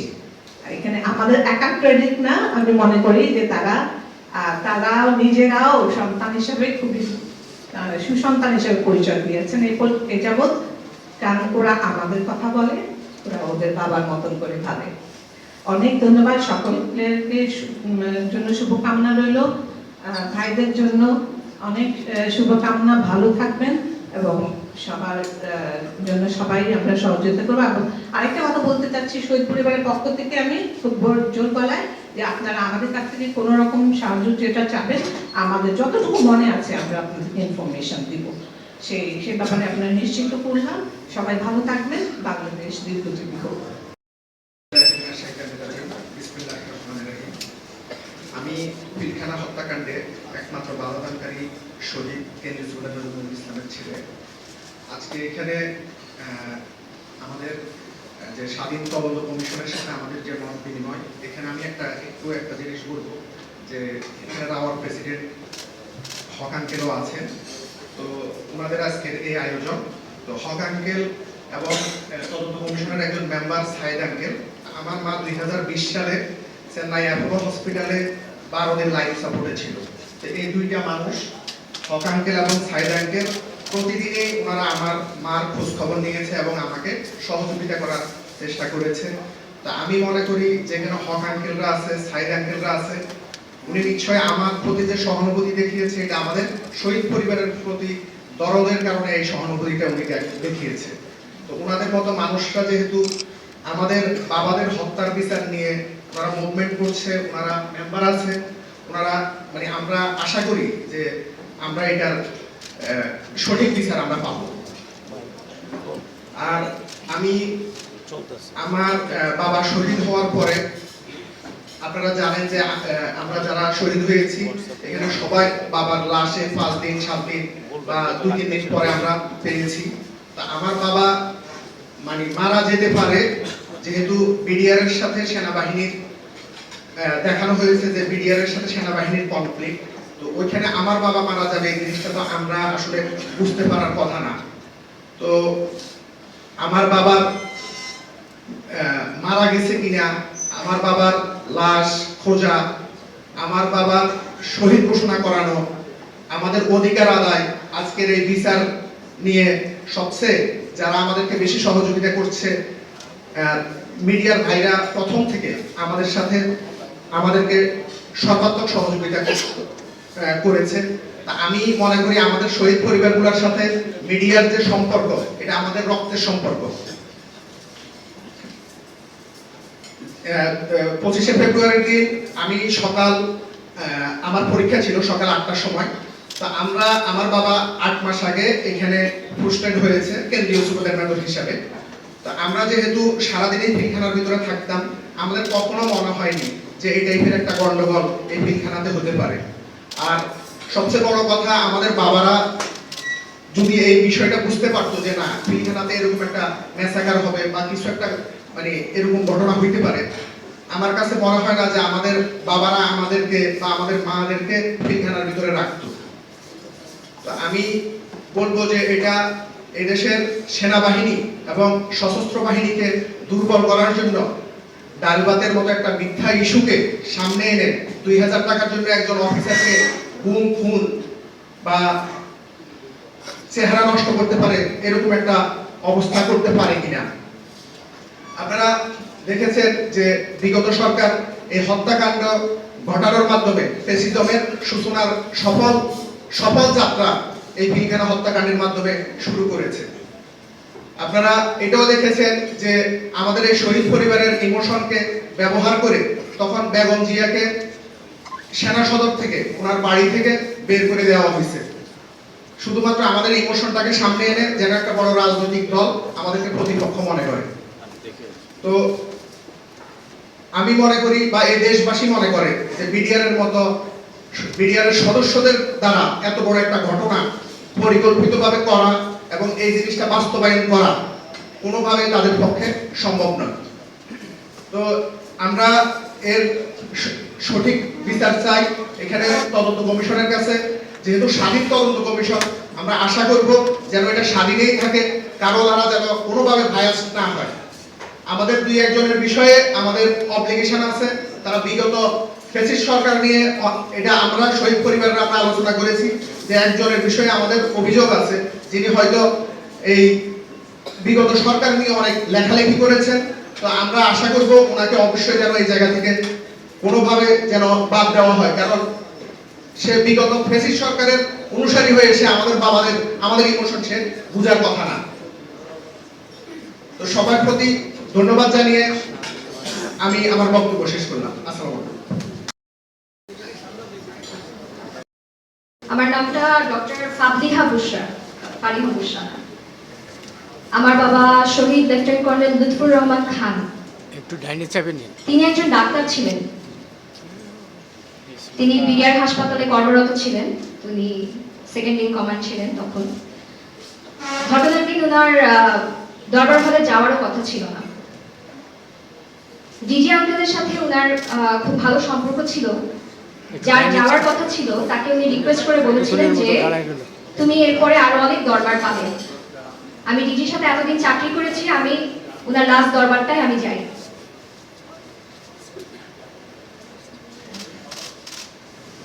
আপনারা জেনেভা কনভেনশনের নাম শুনে থাকবেন। জেনেভা কনভেনশনের 36 নম্বর আর্টিকেলে বলা আছে যে যুদ্ধের সময়ও ডাক্তার বা মেডিকেল পার্সোনেলকে মারা যাবে না। আমার বাবা বারবার করে তার নিজের ডাক্তার পরিচয় দেওয়ার সত্ত্বেও তাকে খুব নৃশংসভাবে মেরে ফেলা হয়, তাকে ঠেকিয়ে গুলি করা হয়। এবং আমার বাবার সাথে আরো 3 জন ডাক্তার ছিলেন, মোট 4 জন ডাক্তারকে মেরে ফেলা হয়। কারণ সেদিন সবার পরিচয় ছিল যে তারা আর্মি অফিসার। শুধুমাত্র এই ব্যাকগ্রাউন্ডের কারণে তাদেরকে মেরে ফেলা হয়েছে। জেনেভা কনভেনশন কখনো ভায়োলেট করা হয় না। ইতিহাসে আপনারা এখন জেনে থাকবেন যে ইসরায়েলি আর্মি গাজাতে ডাক্তার মারছে, তাদেরকে অত্যাচার করছে, তাদেরকে মেরে ফেলা হচ্ছে। আজকে থেকে 16 বছর আগে কি আমরা ইসরায়েলি আর্মির চাইতে বেশি খারাপ ছিলাম? আমরা কি তাদের চাইতেও বড় অমানুষ ছিলাম? যারা খুন করেছিল আমার বাবাকে তারা হিন্দিতে কথা বলেনি, তারা বাঙালি ছিল, তারা বাংলাদেশী ছিল, তারা রক্ত মাংসের মানুষ ছিল। তারা তাদের দেশের, তাদের জাতির একজন ভাইকে, একজন মানুষকে তারা মেরে ফেলেছে। আমরা এই যে এই কয়েকদিন অনেকদিন ধরে আমরা আসলে কথা বলে যাচ্ছি এবং আমরা আমাদের বুকে অনেক ভয় নিয়ে আমরা কথা বলে থাকি, কারণ আমাদের ভয়ের চাইতে আমাদের কষ্টটা অনেক বেশি। কারণ আমি যখন মনে করি যে আমি ভয় পাচ্ছি, তখন আমার মনে হয় যে আমার বাবা যিনি অসহায়ভাবে মারা গেছেন, যার মুখে পানি দেওয়ার একটা মানুষ ছিল না, তিনি যে রাস্তায় পড়েছিলেন সন্ধ্যা পর্যন্ত, গণকবরে তাকে পাওয়া যায়, তার জন্য কি আমি না কথা বললে কি কথা বলবে? আজকে এটার জন্য আমার সিকিউরিটি হ্যাম্পার হতেই পারে। কিন্তু আমরা কেউ বসে থাকতে পারিনি, বাসায় আমরা সবাই কথা বলছি। এবং আমাদের ভয়টা আরো বেশি কেন জানেন? আপনাদের এখানে আপনারা কয়জন আছেন যাদেরকে বাসা থেকে টেনে হেঁচড়ে এক কাপড়ে বের করে আনা হয়েছে? আমাদের কি হয়েছে? আমরা বেয়নেটের খোঁচা খেয়েছি। আপনারা বারবার করে নৃশংস হত্যাকাণ্ড পেপার পত্রিকায় এই কথাটা পড়তে পড়তে আমাদের ডিসেনসিটাইজেশন হয়ে যায়। আমরা এই কথাগুলো শুনে শুনে আমরা খুব অভ্যস্ত। নৃশংস হত্যাকাণ্ড, চৌকস সেনা অফিসার, আমরা কি আসলে অনুধাবন করতে পারি এই কথাগুলো? আমরা কি আসলে নিজেরা বুঝতে পারি যে নৃশংস হত্যাকাণ্ড বলতে কি বোঝায়? কতখানি বড় কথা হলে আসলে সেটা নৃশংস হয়? আমরা শহীদ পরিবাররা যখন কথা বলি, আমাদের কথাগুলো সম্প্রচার করা হয় না গত 16 বছর ধরে, এখন হচ্ছে। এবং আমাদের দেশে একটা ট্রেন্ড আছে, এবং এটা আমরা এখনো দেখে থাকি, যে কোনো ধরনের একটা বড় একটা ঘটনা যেখানে অনেক আবেগ জড়িত, আমরা আবেগ নিয়ে ব্যবসা করতে খুব পছন্দ করি। এবং আমাদের আবেগ এবং আমাদের ঘটনা, আমাদের দুর্ঘটনা, আমাদের জীবনের ট্র্যাজেডিকে ব্যবহার করে তাদের নিজেদের এজেন্ডা ফুলফিল করে ফরওয়ার্ড করার মতো এজেন্ডা এবং মানে ইন্টারেস্টেড ভেস্টেড গ্রুপদের এখন অভাব নাই। আমাদের যে তদন্ত কমিশনটা হয়েছে, এটার নাম হচ্ছে জাতীয় স্বাধীন তদন্ত কমিশন। আমি সবাইকে মানে বিনীত অনুরোধ জানাই, আমি আর্জি জানাই, আমরা যখন কোনো কিছু রিপ্রেজেন্ট করছি, আমরা যেখানে কাজ করছি, কথাগুলোর অর্থগুলো যেন আমরা মনে ধারণ করে কাজ করি। প্রথম কথাটা হচ্ছে জাতীয়। আমরা যখন কাজ করছি, দেশের জন্য কাজ করছি, জাতীয় কাজ করছি, আমাদের মনে যেন সেটা থাকে। আমরা যেন এমন ভাবে কাজ করি যে রাতে যেন আমরা আমাদের বউ বাচ্চার মাথায় হাত রেখে আমরা যেন রাতের ঘুমটা শান্তিতে ঘুমাতে পারি। আমরা যেন এইটা আমাদের মাথায় থেকে যে আজকে আমি যে কাজটা করেছি, আমার যে কাজটা করা উচিত, আমার বিবেক থেকে আমি সেইটুকু ডেলিভার করতে পেরেছি। আমি যেন কবরে গিয়ে বা আমার মৃত্যুর পরে যেন আমি জবাব দিতে পারি যে আমি whatever was right, I did it. কারো প্রেসারে পড়ে, কারো চাপে পড়ে আমি আমার কথা চেঞ্জ করি নাই। কারোর দিকে মায়া দেখিয়ে বা কারোর প্রতি করুণা দেখিয়ে বা কাউকে আমার পছন্দ, কাউকে আমি ভালোবাসি, কারোর সাথে আমি চাকরি করেছি, তার নামটা আমি সরিয়ে দিলাম, তার পাপটা আমি কমিয়ে দিলাম, এরকম যেন না হয়। আমরা সবাই আর্মি অফিসারের সন্তান। আমরা অনেকে বন্ধু বান্ধব হারিয়েছি, কারণ আমরা এমন অনেক আছে যাদের সাথে আমরা বড় হয়েছি, আমরা পরে জেনেছি যে তাদের বাবারা, যাদেরকে আমরা আঙ্কেল ডাকতাম, যাদের বাসায় আমরা বার্থডে পার্টিতে খেতে চাইতাম, তারা আমাদের বাবাদের বিচারের দলিলগুলো সরিয়ে ফেলেছে। এই স্যাক্রিফাইস যদি আমরা করতে পারি এবং আমরা স্যাক্রিফাইসের পর স্যাক্রিফাইস করেই যাচ্ছি, তো আমার মনে হয় যে যারা নিরপেক্ষতার দিক থেকে কাজ করে তাদের জন্য এই বিচার ব্যবস্থাটা করাটা সহজ হবে, যদি আপনারা নিজেদের মনের কাছে পরিষ্কার থাকতে পারেন। আমি একটা বিষয়ে একটু কথা বলতে চাচ্ছিলাম, সেটা হচ্ছে যে আপনারা জানেন এবং আমরা এটা নিয়ে অনেকবার আগে কথা বলেছি, আমি আসলে জানি না কতটুকু সম্প্রচার করা হয় বা মানে এখনো হবে। বিডিআর হত্যাকাণ্ড যেটা, এটাকে আমরা সবসময় বলি ন্যাশনাল একটা কেস, এটা আসলে ন্যাশনাল না, এটা ইন্টারন্যাশনাল। কারণ এটা কিন্তু আমাদের দেশের বর্ডার ছাড়িয়ে গেছে, হ্যাঁ। এবং এখনো কিন্তু অনেক জায়গার অনেক ধরনের চাপের সম্মুখীন আপনারাও হবেন এবং আমরাও জানি, এতটুকু বুদ্ধি আমাদের হয়েছে বোঝার মতো। কিন্তু আমি আপনাদেরকে মনে করিয়ে দিতে চাই, এটা একটা unique case in the sense that এখানে পারপেট্রেটর বা অপরাধীর নাম্বারটা অনেক বড় এবং এখানে যারা ভিকটিম তাদের নাম্বারটা অনেক বড়, এবং যারা পারপেট্রেটর, যারা অপরাধী, তারা হচ্ছে একেবারে উচ্চবিত্ত রাজনীতিবিদ থেকে শুরু করে একেবারে যে সেখানে বসে গণকবরগুলো খুঁড়ছিল, যে ডিজির বাসায় গিয়ে হত্যাযজ্ঞ চালায়, এবং সেটা একজন ব্যক্তি ছিল না, একজন মানুষ ছিল না, এখানে কিন্তু সবাই অপরাধী। অমুক রাজনীতিবিদ, আমি তার বিপরীত রাজনীতি করি, আমি তার বিরোধী দল দেখে আমি সেই রাজনীতিবিদকেই ধরবো কারণ আমার মনের ক্ষেত থেকে আমি কাজ করছি, বা আমি একজন আর্মি অফিসার, এটা আমাকে কষ্ট দেয় যে আরেকজন আর্মি অফিসার এসে কিভাবে বিচার বিভাগের সাথে সে ইন্টারফেয়ার করে যেখানে তার নিজের ভাইরা মারা গেছে, এই পার্সোনাল ক্ষেত থেকে এবং অমুক গরিব তাই তাকে আমি ছেড়ে দেই, এই ধরনের বায়াস থেকে যেন উপরে উঠে তদন্ত কমিটির, আমাদের জাতীয় স্বাধীন তদন্ত কমিশন যেন স্বাধীনভাবে কাজ করতে পারে, এই প্রত্যাশা রেখে আমরা শেষ করছি। Thank you. ওপেন ফ্রন্ট আমি আর দুজনের নাম দিয়েছি। একজন হচ্ছেন মেজর শহীদ মেজর তানভীরের সহধর্মিণী তাসনুভা মাহবুব এবং শহীদ মেজর মোমিনের সহধর্মিণী তানজানা সোনিয়া। এর পরবর্তীতেও যদি আপনারা কেউ ইচ্ছুক থাকেন আপনাদের কথা বলবেন, একটা অনুরোধ আছে, সে বিষয়গুলির জন্য তদন্ত কমিশনের কাজের সাথে লাগে ওই ধরনের পয়েন্টগুলি যদি আপনাদের তাদের জন্য এটা নোট করতে সুবিধা হবে। আর অন্যান্য বিষয় যেগুলো আছে সেগুলি অন্যভাবে হয়তো আপনারা উপস্থাপন করতে পারেন, সেই সুযোগ দেওয়ার পরবর্তীতে। তো আমি এখন প্রথমে শহীদ মেজর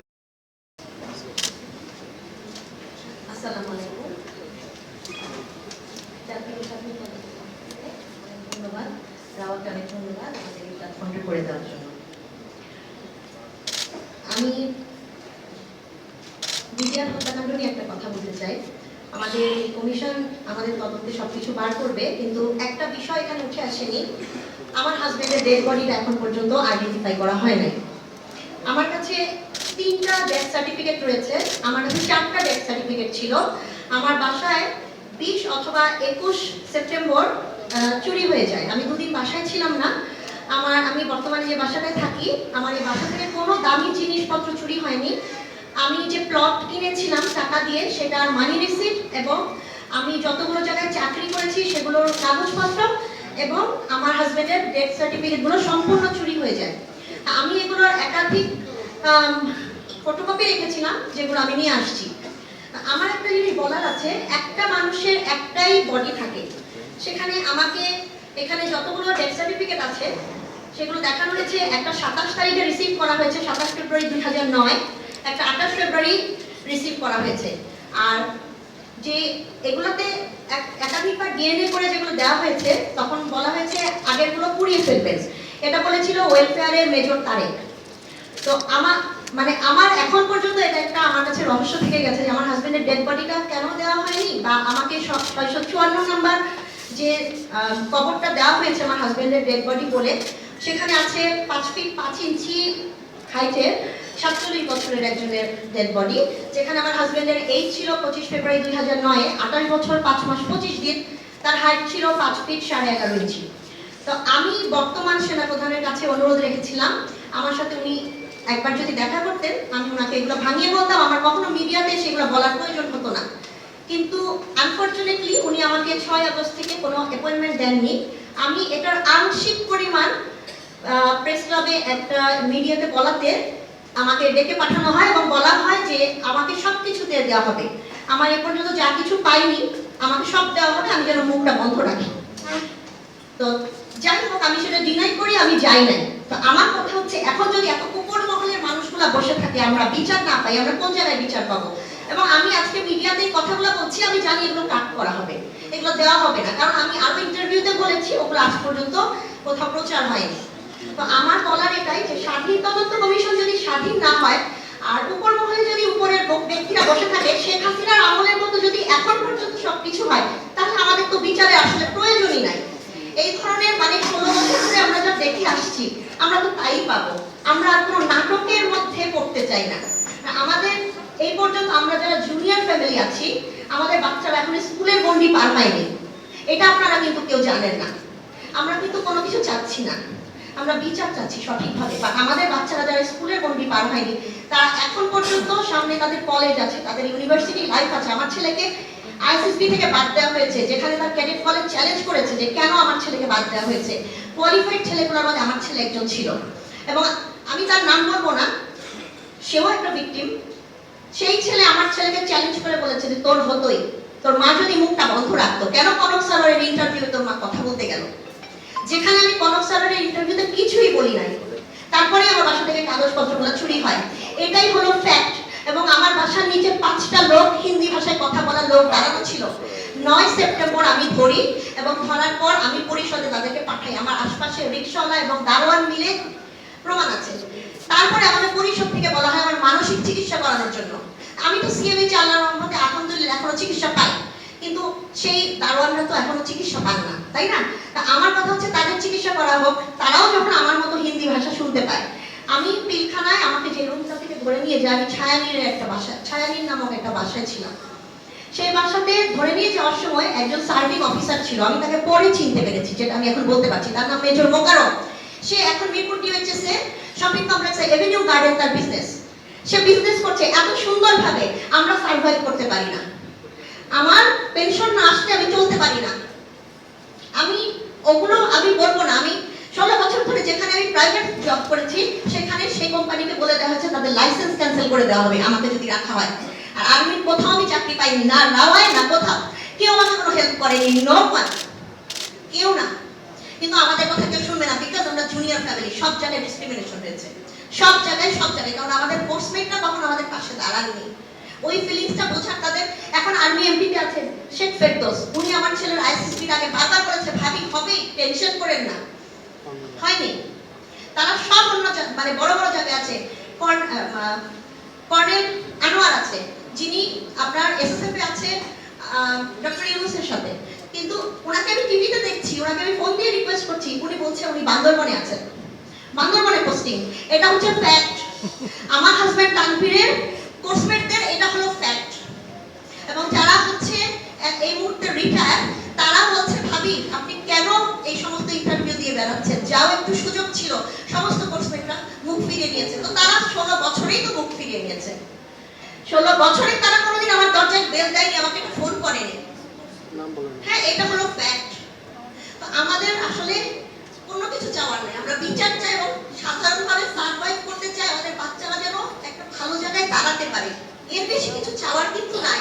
আমরা মান সম্মান নিয়ে বাঁচতে চাই, কেটে গেলে যেন কেউ অসম্মান না করে, আমাদের চাওয়াটা এটাই। তো এই জিনিসগুলো বোঝাতে পারি না। আপনারা আমার এটা অজস্র আমি ফটোকপি করেছি, এটা রাখতে পারেন, এটা দেখতে পারেন যে কি পরিমাণ একটা মানুষের ডেড বডি দেয়নি, সেই ডেড বডি এতগুলো কিভাবে ডেথ সার্টিফিকেট হয়, এক এক টাইমে এক একটা রিসিভ হয়েছে।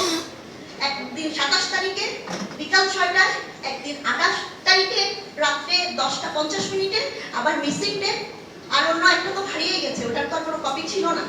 আর আমাকে মেজর তারিখ বলেছে একটার পর একটা ছিঁড়ে ফেলতে, একটার পর একটা পুড়িয়ে ফেলতে। এই ছিল হাসিনা রেজিম। আমি কখনো বলতে পারি না, কারণ প্রত্যেকটা ভাবি মেনে নিয়েছেন, তাদের ডেড বডিগুলো আইডেন্টিফাই হয়েছে, চেনা গেছে। আমার হাজবেন্ডের কোনো লাশ পাওয়া যায়নি, কোনো লাশ পাওয়া যায়নি। তাকে কেউ বলে পোড়ানো হয়েছে, কেউ বলে বর্ডারের বাইরে নিয়ে ফেলে দেওয়া হয়েছে। মানে এত কি তুচ্ছ তার জীবনটা ছিল, এত তুচ্ছ তার লাশটা ছিল। আমি 654 নম্বর কবরের সামনে গিয়ে নাটক করতে তো ভালো লাগে না। আমি এইটাই তো শুধু বর্তমান সেনাপ্রধানের সাথে কথা বলতে চেয়েছিলাম যে আমাকে একটা সত্যিকারের ডেথ সার্টিফিকেট দেন। আমাকে মুখ বন্ধ করার জন্য সব দিয়ে দিবে। এখন আমার মুখ বন্ধের দরকার নাই, আমি সত্যি বলতে বলতে মরতে চাই। কিন্তু আমার বাচ্চাদের লাইফটা এখন কি, আমার একটা বাচ্চা আছে কেডেট কলেজে, আমি জানি না ওর সাথে কি করবে। কারণ আমি যতবার একটা করে মুখ খুলেছি আমার উপর দিয়ে আমার ছেলেটাকে বাদ দেওয়া হলো, একটা ছেলের সাথে কি হবে আমি জানি না। আমি আপনাদের কাছে এই জিনিসটার জন্য সমাধান চাই। আমি সঠিক তদন্ত চাই, সঠিক বিচার চাই 57 অফিসারের এবং যারা আমাদের সাথে কষ্ট করছেন প্রত্যেকটা মানুষের। Thank you very much. এখানে আমাদের উপস্থিত যে মিডিয়ার ভাইরা আছেন অনেকে আমাকে চেনেন, কারণ আমি মিডিয়াতে এক সময় নিউজ প্রেজেন্টার হিসেবে কাজ করেছি দীর্ঘদিন। তো আমি আমাদের তদন্ত কমিশন আর হচ্ছে আমাদের যে নবনির্বাচিত রাওয়া ক্লাবের কমিশন, সব ভাইদের প্রতি কৃতজ্ঞতা প্রকাশ করছি আমাদের একটা প্ল্যাটফর্ম করে দেওয়ার জন্য, যে আমরা এখানে এখন কথা বলতে পারছি। আমি 2-3টা বিষয় অ্যাকচুয়ালি একটু পয়েন্ট আউট করতে চাচ্ছি। আমি যদিও আমাদের তদন্ত কমিশনের কাজের পরিধিটুকু আমার ঠিক জানা নেই। একটা হচ্ছে যে বিডিআর হত্যাকাণ্ডের বিচার, সুষ্ঠু বিচার, এটা আমরা সবাই চাই। এবং এই রিলেটেড কিছু দাবি, 2-3টা দাবি যেটা আছে আমাদের, যেটা আমরা দেখতে চাই, সেটা আমাদের ভাবিরা আমরা বিভিন্ন মাধ্যমে আমরা বিভিন্ন সময় কথা বলেছি। তা আমি ওগুলো নিয়ে আর বলতে চাচ্ছি না, কিন্তু এটার সাথে আমি আরেকটা 2-3টা পয়েন্ট যেটা বলতে চাই। আমি ব্যক্তিগতভাবে আমার কথাটাই বলি, আমাদের অন্যান্য ভাবিরা হয়তো বা যারা বলতে ইচ্ছুক ওনারা বলবেন। আমরা যারা একটু জুনিয়র লেভেলে আছি, মানে আমাদের হাজবেন্ডরা যারা একটু জুনিয়র লেভেলে ছিলেন, হ্যাঁ, এই ঘটনার পরপর আমাদের বিভিন্নভাবে যে অনুদান দেওয়া হয়েছে বা বিভিন্নভাবে আমাদেরকে সহায়তা করা হয়েছে, এই নিয়ে আপনাদের মধ্যে অনেক ধরনের একটা রিউমারই বলবো যে আছে, যে আমরা অনেক কিছু পেয়ে গেছি। তো আমরা কতটুকু, কে কতটুকু পেয়েছি ভাই, এটার একটা সুষ্ঠু এবং একটা সঠিক প্রতিবেদন আমি চাই এটা প্রকাশিত হোক। কারণ আমরা অনেক কিছুর নামে অনেক কিছু পেয়েছি, এটা কিন্তু সব জায়গায় এটা প্রচারিত হয়েছে এতদিন। তো আরেকটা জিনিস যেটা যে আমাদের যাদের 18 বছরের উপরে সার্ভিস ছিল ভাইদের, তাদেরকে দেওয়া হয়েছে প্লট, মিরপুর ডিএইচএস সহ বিভিন্ন জায়গায় প্লট। আর আমরা যারা 18 বছরের নিচে আমাদের হাজবেন্ডের সার্ভিস দেওয়ার ছিল, আমাদেরকে দেওয়া হয়েছে 2টা করে ফ্ল্যাট। ভাই এখানে একটু সবাই আমার কথাটি ক্লিয়ার করবেন। এটা আমার কাছে একটা প্রশ্ন, যেটা কি অ্যাকচুয়ালি অনুদান ছিল নাকি এটা আমাদের হাজবেন্ডের সার্ভিসের উপর ডিপেন্ড করে এটা আমরা পেয়েছি? যদি এটা অনুদান হয়, বিডিআর বিদ্রোহে আমার প্রশ্ন, সবাই একই সাথে একই ঘটনায় একই কারণে একই জায়গায় একই দিনে মারা গেছেন, তাহলে কেন সেটা অনুদানটা সব পরিবারের ক্ষেত্রে সমান হয় নাই? কেন সেখানে সার্ভিসের একটা ব্যারিয়ার আছে? আর এটা যদি আমাদের হাজবেন্ডের সার্ভিসের উপর বেস করে, যে তাদের সার্ভিসের উপর বেস করে এটা দেওয়া হয়েছে, এটা এরকম হয়, তাহলে আমার যেটা 2টা ফ্ল্যাট, আমার হাজবেন্ডের সার্ভিসের হয়েছিল 13 ইয়ার্স, আমার যে 2টা ফ্ল্যাট পাওয়ার কথা ছিল, এবং আমাদেরকে এটাও লিখে দেওয়া হয়েছিল, আমার কাছে যদিও সেই কাগজটা নেই, আমাদের অনেক ভাইদের কাছে সেটা থাকতে পারে, ওখানে লেখা ছিল যে যদি কোনো কারণে আপনারা রিম্যারি করেন, ইন দ্যাট কেস এই ফ্ল্যাটগুলো আপনার নামে রেজিস্টার হবে না, এটা আপনার সন্তানের নামে ট্রান্সফার হবে। কোনো প্রবলেম ছিল না আমাদের, আমার সবকিছু আমার সন্তানের। আমার সন্তান এই ঘটনার 11 দিন পরে জন্ম হয়, ও কিন্তু ওর বাবাকে দেখেনি, ওর পুরো ফিউচার এখনো পড়ে আছে। আমার হাজবেন্ড তো মারা যাওয়ার সময় কোনো কিছু রেখে যেতে পারেন নাই। আমার প্রশ্ন হচ্ছে, আমার বিয়ে করার কারণে 2013 সালে আমার পারিবারিকভাবে বিয়ে হয়, আমার বিয়ে করার কারণে কেন একটা ফ্ল্যাট কমপ্লিটলি বাদ যাবে? যদি সেটা আমার হাজবেন্ডের সার্ভিস ইয়ার অনুযায়ী হয়, ওর ওয়ারিশ আমার সন্তান আছে, ওকে কেন সেই ফ্ল্যাটটা দেওয়া হয় নাই? এবং আমি তখন, যখন সেটা আমাকে জানানো হয় যে আপনি একটা ফ্ল্যাট পেয়েছেন, আমি তখন তৎকালীন যে সেনাপ্রধান, 2015 সালের কথা বলছি, তৎকালীন সেনাপ্রধান ভাইয়ের কাছে আমি একটা সরাসরি চিঠি লিখেছিলাম। সেই চিঠিতে আমি উল্লেখ করার পরে আমাকে আর্মি হেডকোয়ার্টারে 2.5 ঘন্টা ধরে 3 জন ব্রিগেডিয়ার লেভেলের অফিসার, কারণ নাম আমার মনে নেই, আমাকে 2.5 ঘন্টা ধরে ওনারা কনভিন্স করার চেষ্টা করেছেন, বিকজ ওনারা জানতেন আমি মিডিয়াতে আছি, মিডিয়া থেকে আমি হয়তো বা পরবর্তীতে অনেক কিছু আমি করতে পারি। আমাকে বলেছেন আপনি ভাবে লিখিতভাবে দিয়ে যাবেন যে আপনি এটা নিয়ে আর কোনোদিন কোনো কিছু বলবেন না, এবং আপনাদেরকে একটা দেওয়া হয়েছে, আপনার বিয়ে হয়েছে, আপনার দায়িত্ব এখন আপনার হাজবেন্ডের, আপনার ছেলেকে আমরা একটা ফ্ল্যাট দিয়েছি। ভাইদের কাছে আমার একটা প্রশ্ন, যদি সেটা অনুদান হয় আমি এখানে কোনো কথা বলবো না, তাহলে অনুদান কেন সবার সমান হলো না? সবাই কেন ফ্ল্যাট পেলেন না, বা সবাই কেন প্লট পেলেন না? দ্বিতীয়ত হচ্ছে, যদি সেটা আমার সার্ভিস ইয়ার অনুযায়ী হয়, আমার হাজবেন্ডের ওয়ারিশ, আমার সন্তান আছে, আমার সন্তানের পাওনাটা থেকে কেন তাকে বঞ্চিত করা হয়েছে? এই 2টা প্রশ্ন ভাই আমি আপনাদের কাছে রেখে গেলাম। আমার আগে যে তান্ত্রিকভাবে বলে গেছেন ওনার বাচ্চাদের সাফারিংসের কথা, আমার ছেলে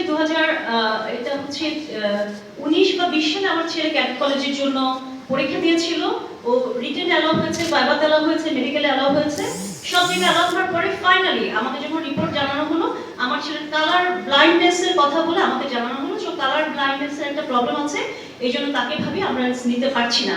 যেখানে আমি পরে জানতে পেরেছি আমাদের অনেক ভাবিদের বাচ্চারা কালার ব্লাইন্ডনেস এর জন্য আছে, ইভেন আমাদের সিনিয়র অনেক ভাবিদের বাচ্চারা ক্লাস 9-10 গিয়ে ক্যাডেট কলেজে ঢুকেছে।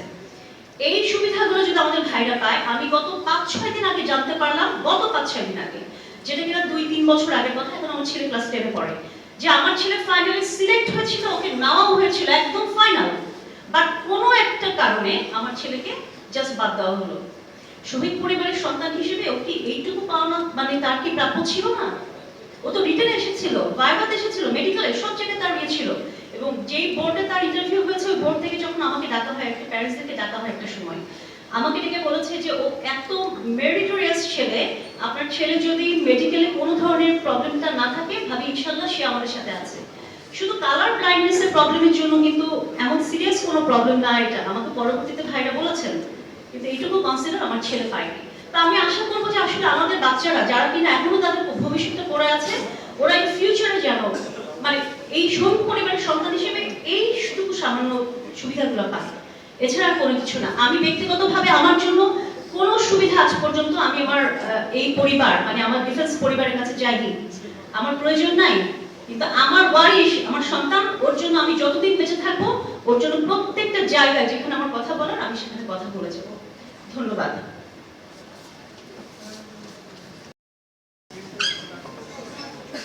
2009 এর পরে বলা চলে আজ গভর্নমেন্টের পক্ষ থেকে আমাদেরকে কথা বলার সুযোগ দেওয়া হয়েছে। এই জন্য এই কমিশনকে ধন্যবাদ এবং সেই সাথে রাওয়াকেও। আমি একটা কথাই বলবো, সময় সংক্ষেপ, কষ্টের কথা, আমার যদি ভুল না হয়ে থাকে এই গভর্নমেন্টেরও সক্ষমতা বা আন্তরিকতার অভাব আছে। আমি শহীদ পরিবারের সদস্য হিসাবে সেটাই মনে করি। কেননা এটা করতে তারা যথেষ্ট ডিলে করেছে, এমনকি একটা কমিট করতে চেয়েছিল চাপে পড়ে, যেটা আমাদের কষ্ট দিয়েছে। অগত্যা ঢাকা ইউনিভার্সিটির এক ছাত্র যে ভুল না হয়ে থাকে, কিছু ছাত্র যখন এককভাবে আন্দোলন শুরু করলো যে কোনো মূল্যে এটাকে খণ্ডে করা যাবে না, স্বাধীন তদন্ত কমিশন করতে হবে, নট কমিটি।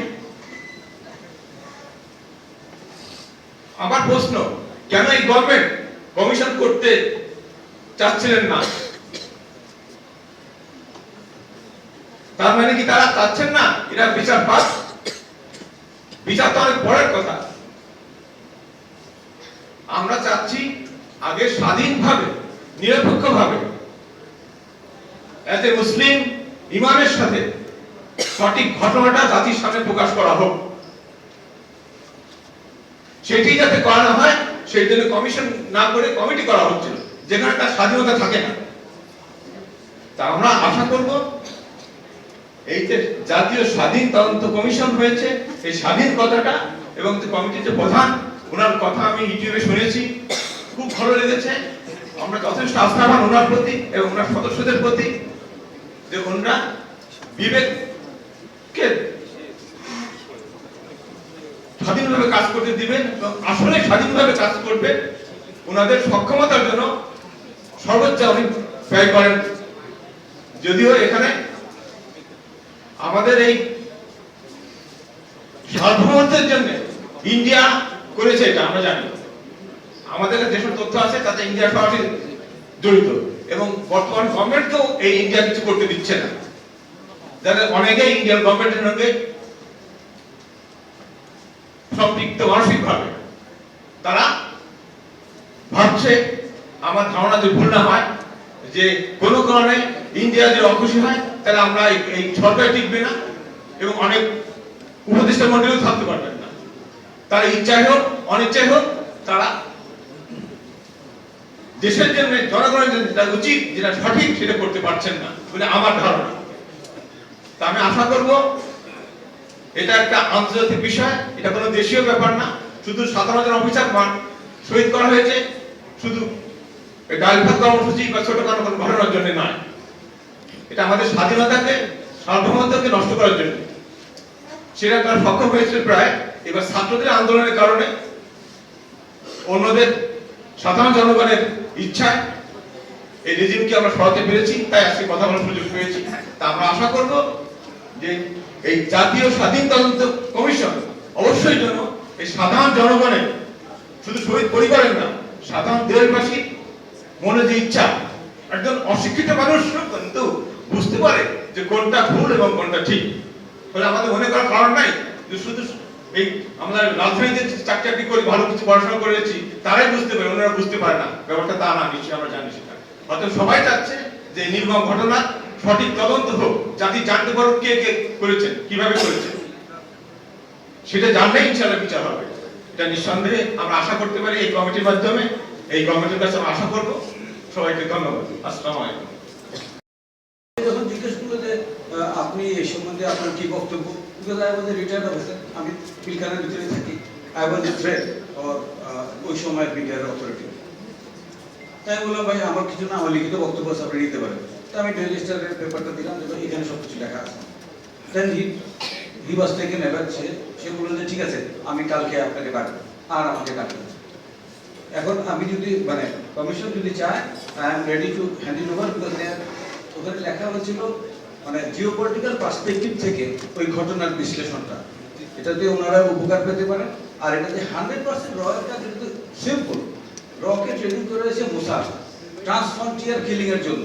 সেদিন নির্জার নামে এক শিখকে মেরেছে 34টা গুলি করে, কোথায়? ক্যানাডাতে। ধরা পড়ে গেছে। তারপরে আমেরিকান এক শিখকে মারতে গিয়ে ওখানে মারার আগেই তারা ধরা পড়েছে। So this are they got train from Mossad. Mossad তো রেগুলার বিদেশে মানুষ মেরে বেড়ায়। তো এটা হওয়ার কারণে আমরা যদি নিজেদেরকে সম্পৃক্ত করতে না পারি টোটাল ঘটনাটার সাথে, নো ইমোশন। আমরা গত 15 বছরের মানে সরকার, রেসিস্ট সরকার দ্বারা জাতীয় তদন্ত কমিশন গঠিত হয়েছে। আগে আমি সবাইকে অনুরোধ করব আমাদের উপরে কনফিডেন্স রাখার জন্য, বিশ্বাস রাখার জন্য, আস্থা রাখার জন্য। আমরা সেটাই করব যেটা ন্যায় এবং সত্য। দ্বিতীয় যেটা, সেটা হলো যে আমাদের সিকিউরিটির কথা আমরা বলেছি, শহীদ পরিবারের সিকিউরিটির কথা আমরা বলিনি।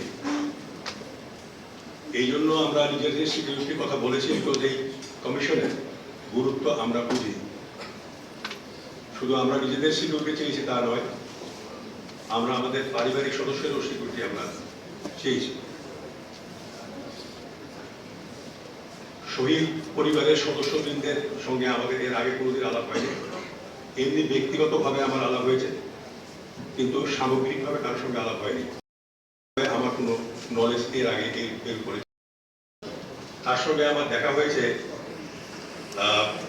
Channel 24, news 24।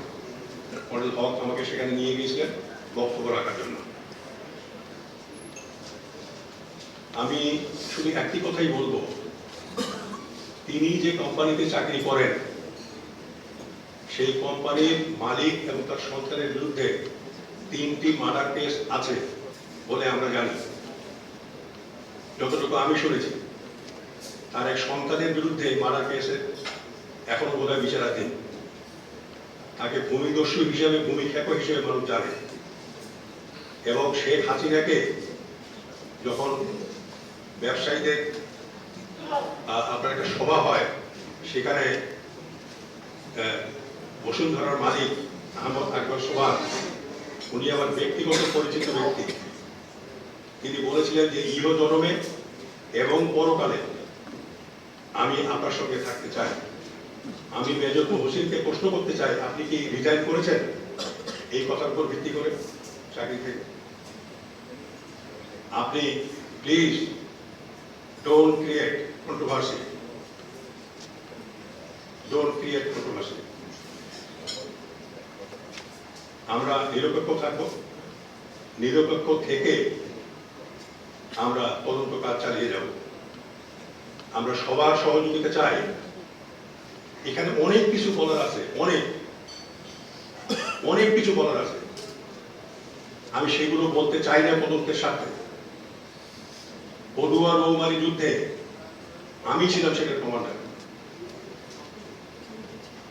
এবং সেই যুদ্ধে ভারত পরাজিত হয়। এবং আমার 4.5 বছর চাকরি থাকা অবস্থায় আমাকে চাকরিচ্যুত করা হয়। কোন সরকার করেছিল আমাকে চাকরিচ্যুত আমি সেটা আপনাদেরকে বলতে চাই না, আপনারা জানেন।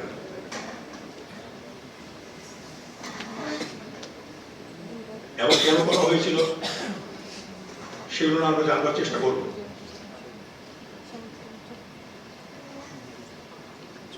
এখানে আরো যেসব প্রশ্ন বা বক্তব্য উত্থাপিত হয়েছে, আমি ধন্যবাদ জানাই মেজর আফসারীকে। তিনি আমাদের সহযোগিতার হাত বাড়িয়ে দিয়েছেন। আমরা তার সহযোগিতা নিশ্চয়ই চাইব। আমরা প্রত্যেকটি শহীদ পরিবারের কাছে আমাদের আবেদন থাকবে সহযোগিতার জন্য।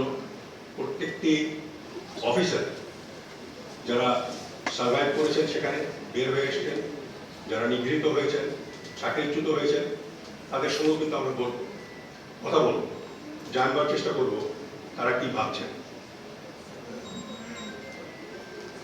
এটা এমন একটা তদন্ত কমিশন যেটা 16 বছরে এসে করা হলো, 15 বছরের মাথায়, যখন এর এভিডেন্স অনেকগুলোই নষ্ট হয়ে গেছে। তবে আমি কোনো জিনিস গোপন রেখে কিছু করতে চাই না। আমি এটা আমার কমিশনের সদস্য থেকে বলেছি, যা হবে খোলাখুলি করা হবে, এবং সবকিছু বিষয় আমি মিডিয়ার মাধ্যমে জাতিকে অবহিত করতে থাকবো সময় সময়, যখনই প্রয়োজন পড়বে, এবং আপনারা সেটা জানতে পারবেন আমরা কতটুকু অগ্রসর হলাম। একটা বিষয় আমাদের মাথায় রাখতে হবে, আমাদের সময় দেওয়া হয়েছে 3 মাস। আমি চাইবো 3 মাসের মধ্যে যেন এই তদন্ত শেষ হয়ে যায়। যদি সময় বাড়ানোর প্রশ্ন প্রয়োজন পড়ে, মাননীয় স্বরাষ্ট্র উপদেষ্টা আমাকে বলেছেন যে তারা সময় বাড়াবে, কিন্তু আমার ব্যক্তিগত কোনো ইচ্ছা নাই এই সময় বাড়ানোর জন্য। তারপরে যদি প্রয়োজন পড়ে তদন্তের সাথে আমরা এটা বাড়াবো। এর দুইটা অংশ আছে, একটা হলো অভ্যন্তরীণ আমাদের দেশে, একটা হলো বহির্দেশীয়। এবং আমাদের যে টার্মস অফ রেফারেন্স দেওয়া হয়েছে সেখানে এই দুই বিষয়ে আমাদেরকে তদন্ত করতে বলা হয়েছে। একটা বিষয় আমাদেরকে তদন্ত করতে বলা হয়নি, সেটা উল্লেখ করা হয়েছে, সেটা হলো তাদের মামলা চলছে বা মামলা করা হয়েছে বা বিচারাধীন, সেই বিষয়ে আমরা কথা বলতে পারবো না। কিন্তু আমি আপনাদের জানাতে চাই, আমরা প্রধান উপদেষ্টাকে লিখেছি এখানেও যেন আমরা মানে ইন্টারফেয়ার করতে যেন পারি। যেমন একটা উদাহরণ দিই আমি, বিস্ফোরক মামলা করা হয়েছে 14 বছর ধরে, একজন লোক জেলে আছে বেলারুশে, এর একটা সুরা হওয়া দরকার। আমরা যদি সেখান থেকে গ্রিন সিগন্যাল পাই, অবশ্যই আমরা একটা বিষয়ে আমরা আমাদের মন্তব্য রাখব।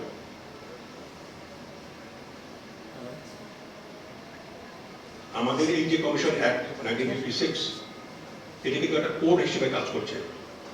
তাহলে কারো এই ধারণা হওয়া উচিত নয় যে এই কমিশনের কোনো মূল্য নেই। এটা একটা জাতীয় কমিশন এবং স্বাধীন কমিশন। আমরা যে মন্তব্য এবং সুপারিশ দেব, কোর্ট সেটা কগনিজেন্সে নেবে ইনশাআল্লাহ। আমরা চাইবো আপনারা ন্যায় বিচার পান এবং ন্যায় বিচার যেন নিশ্চিত হয়। অনেকে বলেছেন ভারত জড়িত। আমাদের মধ্যে অনেকেরই মতামত থাকতে পারে, আমি নিরপেক্ষ তদন্তের সাথে একটা কথা বলতে চাই। ভারত জড়িত বললে হবে না, অমুকে জড়িত, অমুক জেনারেল জড়িত, এটা বললে হবে না, তার সপক্ষে প্রমাণ হাজির করতে হবে। আমি চাইবো আপনারা প্রমাণ দেন, যত ছোটই হোক, যত বড়ই হোক, যত গুরুত্বপূর্ণ হোক বা গুরুত্বপূর্ণ নাই হোক, আপনারা এই প্রমাণ আমাদেরকে দেন। এটার উপর নির্ভর করবে অনেক কিছু। আর একটা বিষয় যেটা আমি বলতে চাই, সেটা হলো জেনারেল মইনুল সম্বন্ধে আপনারা বলেছেন তিনি বিদেশে যাচ্ছিলেন, আর বিদেশে যাওয়া আমরা বন্ধ করেছি।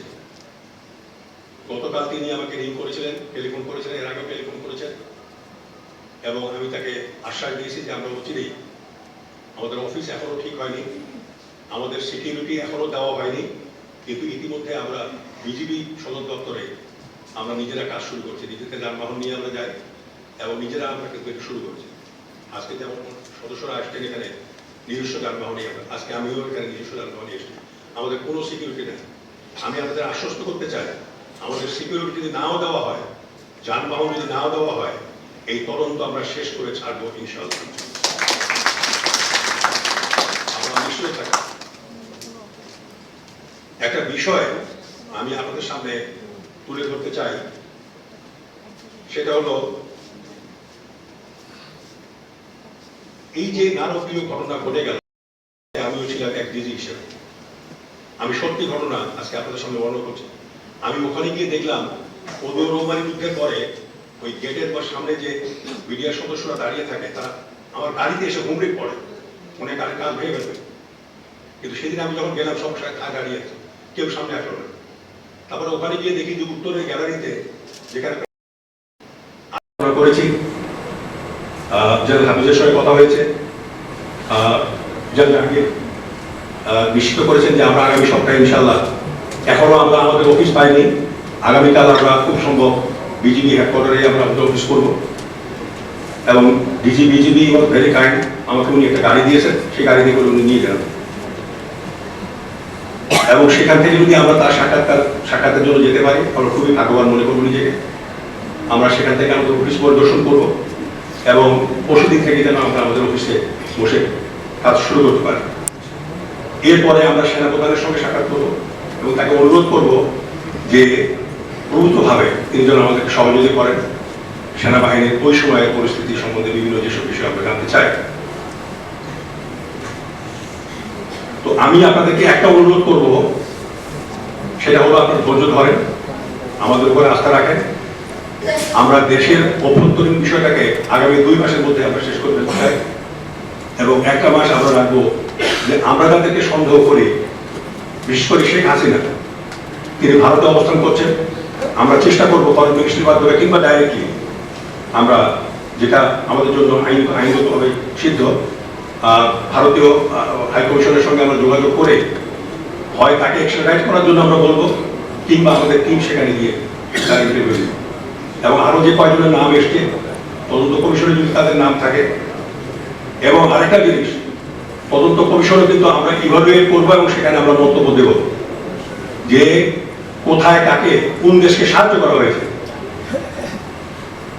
কোথায় কোন দেশকে সাহায্য করা হয়েছে কমিশনের মাধ্যমে, তদন্তের মাধ্যমে, সেগুলো আমরা বের করবার চেষ্টা করবো। তাহলে আপনারা নিশ্চিত থাকেন, অতি অল্প সময় ইনশাআল্লাহ জাতির সামনে আমরা এই তদন্ত রিপোর্ট তুলে ধরতে পারবো।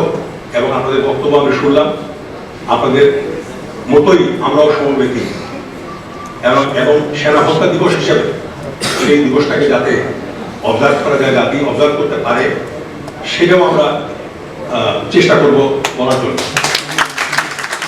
এবং এই কথাও আমি এটাও চিন্তা করে দেখেছি, এই যে হায়দার হুসেনের যে গান আর কত রক্ত ঝরলে, এই গানটাকেও আমি একটা জাতীয় সঙ্গীত হিসেবে, মানে জাতীয় একটা বিষয়ের একটা বিশেষ গুরুত্বপূর্ণ সঙ্গীত হিসেবে, যাতে 25 এবং 26 ফেব্রুয়ারি যেন এটা সমস্ত মিডিয়াতে যেন এটা গাওয়া হয়, এই জিনিসটা আমি সুপারিশ করব।